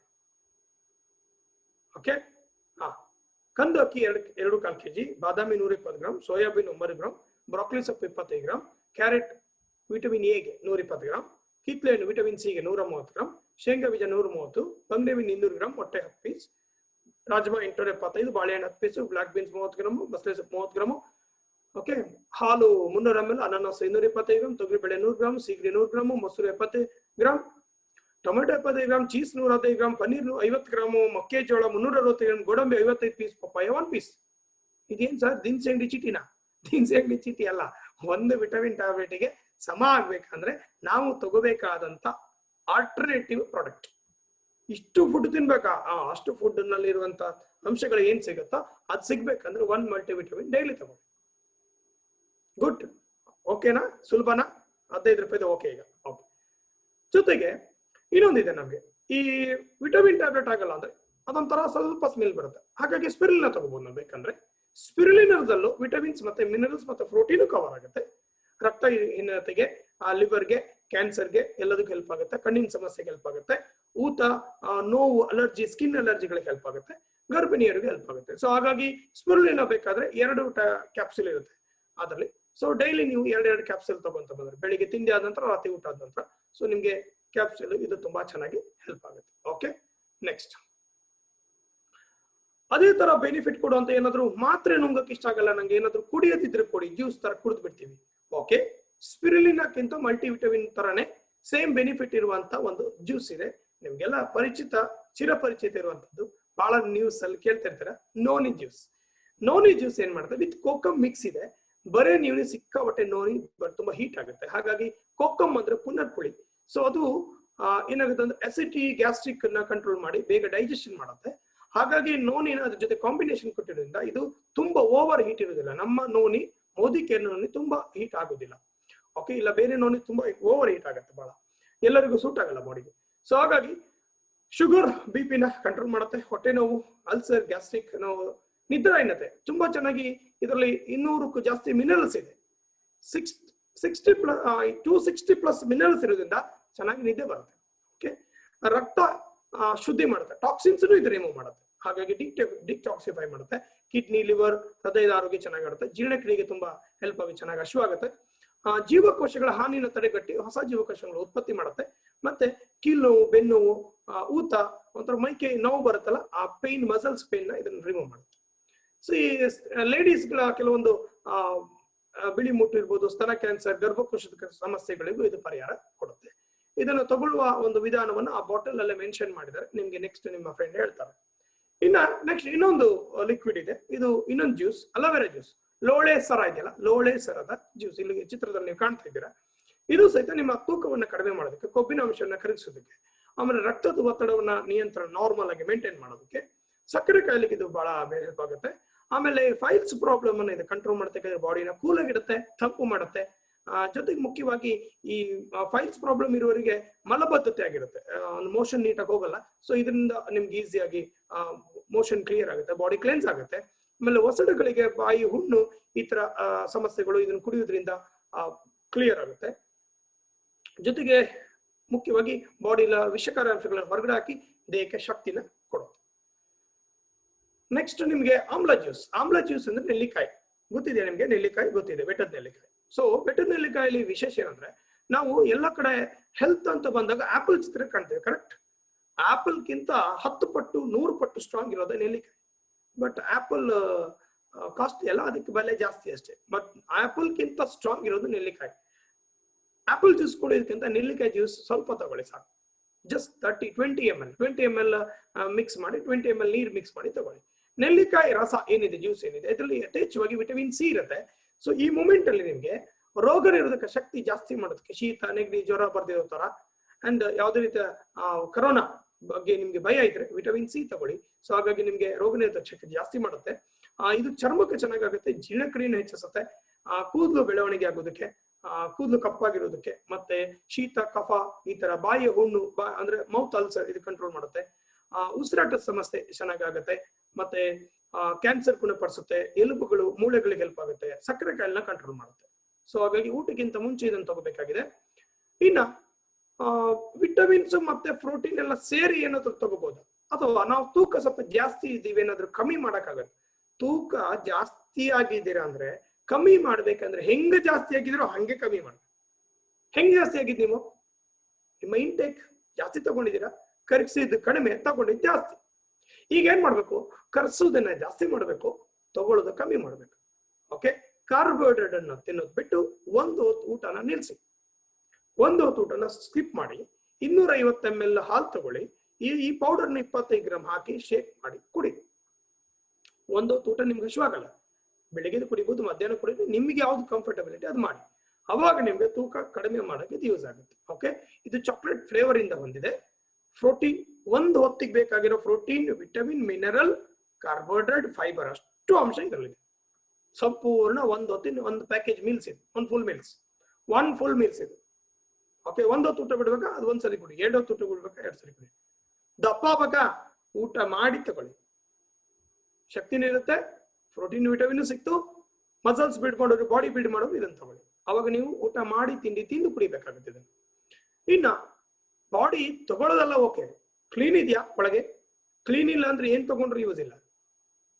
ಕ್ಲೀನ್ ಮಾಡ್ಬೇಕಂತ ದಿನ ಸ್ನಾನ ಮಾಡ್ತೀವಲ್ಲ, ದಿನ ಸ್ನಾನ ಔಟ್ಸೈಡ್ ಆಯ್ತು ಅಂದ್ರೆ ಹೊರಭಾಗ, ಮೈಯ ಹೊರಭಾಗ ಉಜ್ಜಿದ್ರಿ, ಸೋಪ್ ಹಾಕಿ ಶಾಂಪು ಹಾಕಿ ತಿಕ್ಕಿದ್ರಿ, ಒಳ್ಳೆ ಹೋಯ್ತು, ನರೆ ಬಂತು. ಬಾಡಿ ಒಳಗೇನಾದ್ರೂ ಸೋಪ್ ಹಾಕಿ ಉಜ್ಜಿದೆ ಇಲ್ಲ, ಬಾಡಿ ಒಳಭಾಗ ಅಂದ್ರೆ ಎಷ್ಟು ಕೆಟ್ಟದಾಗಿರ್ಬೋದು, ಬಹಳ ಕೆಟ್ಟದಾಗಿ ಟಾಕ್ಸಿನ್ಸ್ ಇರೋದು, ವಿಷಕಾರಿ ಅಂಶ ಇರೋದು ಒಳಗೆ. ಯಾಕಂದ್ರೆ ಏನೆಲ್ಲ ತಿಂದೀವಿ ಅಂತ ನಿಮಗೆ ಗೊತ್ತಿದೆ ಅಲ್ವಾ? ಎಸ್, ಆ ತಿಂದಿದ್ದರಲ್ಲಿ ವಿಷಕಾರಿ ಅಂಶಗಳಿರುತ್ತೆ. ಹಾಗಾಗಿ ಟಾಕ್ಸಿನ್ಸ್ ಅನ್ನ ರಿಮೂವ್ ಮಾಡೋದಕ್ಕೆ, ಮಲಬದ್ಧತೆಯನ್ನು ನಿವಾರಣೆ ಮಾಡೋದಕ್ಕೆ, ಶ್ವಾಸಕೋಶ ಅಸ್ತಮ ಕಂಟ್ರೋಲ್ ಆಗೋದಕ್ಕೆ, ಮತ್ತೆ ಈ ಮೊಡವೆ ಪಿಂಪಲ್ ಎಲ್ಲ ಬರ್ತಿರುತ್ತಲ್ಲ, ಅದು ಏನಕ್ಕೆ ಬರುತ್ತೆ ಅಂದ್ರೆ ಈ ಚರ್ಮ ರೋಗಗಳು ಎಲ್ಲಾ ಬರೋದು ನಿಮ್ಮ ರಕ್ತ ಕೆಟ್ಟೋಗಿರೋದ್ರಿಂದ. ಒಳಗಡೆ ಟಾಕ್ಸಿನ್ಸ್, ವಿಷಕಾರಿ ಅಂಶಗಳು, ಮತ್ತೆ ಕೆಲವರಿಗೆ ಬಾಯಿ ಸ್ಮೆಲ್ ಬರುತ್ತೆ, ಉಸಿರು ಬಾಯಿ ಸ್ಮೆಲ್ ಬರುತ್ತೆ. ಚರಂಡಿ ಒಳಗೆ ಕೊಳತೋಗಿದೆ, ಇನ್ನೇನು ಸ್ಮೆಲ್ ಬರುತ್ತಲ್ಲ, ಚರಂಡಿ ಒಳಗಿದೆಯಲ್ಲ, ಇದು ಚರಂಡಿ ಓಪನ್ ಅಲ್ವಾ? ಸೊ ಹಾಗಾಗಿ ಬಾಯಿ ಬಿಟ್ರೆ ಏನಾಗುತ್ತೆ, ಸ್ಮೆಲ್ ಬರುತ್ತೆ, ಯಾಕಂದ್ರೆ ಒಳಗೆ ಕ್ಲೀನ್ ಇಲ್ಲ. ಸೊ ಡಿಟಾಕ್ಸ್, ಡೈಲಿ ಒಳಗಡೆ ಕ್ಲೆನ್ಸ್ ಮಾಡಿ, ಡಿಟಾಕ್ಸಿಫೈ ಅಂತ ಕರೀತಾರೆ. ನಿಮ್ಮ ಲಿವರ್, ಕಿಡ್ನಿ ಇರ್ಬೋದು, ಕಿಡ್ನಿ ಟಾಕ್ಸಿನ್ಸ್ ತೆಗೆಯೋದು, ಲಿವರ್ ಫಂಕ್ಷನ್ ನ ಸರಿ ಮಾಡೋದು. ಆಮೇಲೆ ಡೈಜೆಷನ್ ಕೆಲವರಿಗೆ ಆಗಲ್ಲ, ಯಾಕಂದ್ರೆ ಲಿವರ್ ಫಂಕ್ಷನ್ ಮಾಡ್ತಿಲ್ಲ. ಲಿವರ್ ಫಂಕ್ಷನ್ ಅಂದ್ರೆ ಲಿವರ್ ಟಾಕ್ಸಿನ್ ಜಾಸ್ತಿ ಇದೆ, ಅದನ್ನೆಲ್ಲ ಈ ಡಿಟಾಕ್ಸ್ ರಿಮೂವ್ ಮಾಡುತ್ತೆ. ಊಟಕ್ಕಿಂತ ಮುಂಚೆ 2 ಟ್ಯಾಬ್ಲೆಟ್, ಬೆಳಿಗ್ಗೆ ಒಂದು ಸಂಜೆ ಒಂದು ತಗೋ. ಸ್ವಲ್ಪ ಬ್ಯಾಕ್ ಪೈನ್ ಕಾಣಿಸ್ಕೊಳತ್ತಲ್ವಾ? ಎಸ್, ಏಜ್ ಆಗ್ತಾ, ಯಾಕಂದ್ರೆ ಮೂಳೆಗಳು ಸಾಂದ್ರತೆ ಕಳ್ಕೊಂತವೆ, ಡೆನ್ಸಿಟಿನ ಕಳ್ಕೊಂತವೆ. ಅದನ್ನ ಮೂಳೆಯ ಡೆನ್ಸಿಟಿ, ಸಾಂದ್ರತೆ ಅಂತ ಹೇಳ್ತೀವಿ. ಈ ಸಾಂದ್ರತೆ ಕಡಿಮೆ ಇಂಪ್ರೂವ್ ಮಾಡ್ಕೋಬೇಕಂದ್ರೆ ವಿಟಮಿನ್ ಡಿ ಮತ್ತೆ K2-7, ಮೆಗ್ನೀಷಿಯಂ, ಜಿಂಕ್ ಮತ್ತೆ ಕ್ಯಾಲ್ಸಿಯಂ ಮಿಶ್ರಣ ಇರುವಂತಹ ಕ್ಯಾಲ್ಸಿಯಂ ಕಾಂಪ್ಲೆಕ್ಸ್ ಇದೆ. ಬರೇ ಕ್ಯಾಲ್ಸಿಯಂ ನಿಮ್ಮ ಬಾಡಿಗೆ ಸೂಟ್ ಆಗಲ್ಲ, ಕಿಡ್ನಿ ಸ್ಟೋನ್ ಆಗುತ್ತೆ ತಗೊಂಡ್ರೆ. ಓಕೆ, ಹಾಗಾಗಿ ಈ ಕ್ಯಾಲ್ಸಿಯಂ ಏನ್ ಮಾಡುತ್ತೆ ಅಂದ್ರೆ ನಿಮ್ಮ ಬಾಡಿಗೆ ಎಷ್ಟು ಬೇಕೋ ಅಷ್ಟು ಮೇಂಟೈನ್ ಮಾಡೋದು, ಬೇಡದಿದ್ದನ್ನ ಕಳಿಸೋದು, ಮತ್ತೆ ಬಾಡಿ ಮೂಳೆಗಳು ಕ್ಯಾಲ್ಸಿಯಂನ ಹೀರ್ಕೊಳ್ಳೋ ತರ, ಸೆಟ್ ಆಗೋ ತರ ಮಾಡೋದಕ್ಕೆ ನಮ್ಗೆ ವಿಟಮಿನ್ ಡಿ ಬೇಕು. ಓಕೆ, ಮೆಗ್ನೀಷಿಯಂ ಬೇಕು ಅಂಡ್ ಜಿಂಕ್ ಬೇಕು. ಹಾಗಾಗಿ ಇದು ಮಿಶ್ರಣ ಆಗಿರೋದ್ರಿಂದ ನಿಮ್ಗೆ ಬಾಡಿಗೆ ಸೂಟ್ ಆಗುತ್ತೆ. ಮಾಂಸಖಂಡಗಳ ಬೆಳವಣಿಗೆಗೆ, ಮೂಳೆ ಗಟ್ಟಿ ಆಗೋದಕ್ಕೆ, ಕಟ್ಟಾಗಿರೋ ಮೂಳೆ ಜಾಯಿಂಟ್ ಆಗೋದಕ್ಕೆ ಇದು ಬಹಳ ಯೂಸ್ಫುಲ್ ಇರುತ್ತೆ. ಸೊ ಹಾಗಾಗಿ ಹಾರ್ಟ್ ಬೀಟ್ಸ್ ತುಂಬಾ ಎದೆ ಡಬ ಡಬ ಡಬ ಅಂತೀರಾ, ಸ್ವಲ್ಪ ಜಾಸ್ತಿ ಭಯ ಆಗೋದು ಅನ್ಸಿದೆ, ನಿಮ್ ಕ್ಯಾಲ್ಸಿಯಂ ಕಡಿಮೆ ಇದೆ. ಬೇಗ ಕೈ ಜುಮ್ ಕಟ್ಟುತ್ತೆ, ಕ್ಯಾಲ್ಸಿಯಂ ಕಡಿಮೆ ಇದೆ. ಬ್ಯಾಕ್ ಪೈನ್, ಸೊಂಟ ನೋವಿದೆ, ಕ್ಯಾಲ್ಸಿಯಂ ತಗೊಳ್ಳಿ. ನೆಕ್ಸ್ಟ್ ಜಾಯಿಂಟ್ಸ್ ಪೇನ್ ಇದೆ ಸ್ವಲ್ಪ. ಎಸ್, ಜಾಯಿಂಟ್ ಪೇನಿಗೆ ಏನ್ ಮಾಡ್ಬೇಕು? ಜಾಯಿಂಟ್ ಪೇನಿಗೆ ಕಾರ್ಟಿಲೈಸ್ ಗ್ಲುಕೋಸಮೈನ್ ಅಂತ ಒಂದು ಟ್ಯಾಬ್ಲೆಟ್ ಇದೆ. ಇದು ದಿನಕ್ಕೆ 4 ಮಾತ್ರ ತಗೋಬೇಕು, ಬೆಳಿಗ್ಗೆ 2, ಸಂಜೆ 2, ಅಂದ್ರೆ ಊಟದ ನಂತರ, ಬೆಳಿಗ್ಗೆ ತಿಂಡಿ ನಂತರ. ಇದೇನ್ ಮಾಡ್ತಂದ್ರೆ ಈ 2 ಮೂಳೆಗಳ ಮಧ್ಯೆ, ಈಗ ಜಾಯಿಂಟ್ ಇದೆ, ಇಲ್ಲೆಲ್ಲ ಜಾಯಿಂಟ್ ಇದೆ, ಇಲ್ಲೂ ಜಾಯಿಂಟ್ ಇದೆ, ಈ ಜಾಯಿಂಟ್ ಗಳ ಮಧ್ಯೆ ಒಂದು ಮೃದು ಮೂಳೆ ಬರುತ್ತೆ. ಆ ಮೃದು ಮೂಳೆ ಮಧ್ಯೆ ಒಂದು ಫ್ಲೂಯಿಡ್ ಇರುತ್ತೆ, ಸೈನೋವಿಲ್ ಫ್ಲೂಯಿಡ್ ಅಂತ. ಸೊ ಏಜ್ ಆದಾಗ ಏನಾಗುತ್ತಾ, ಅವು ಉತ್ಪತ್ತಿ ಆಗೋದಿಲ್ಲ.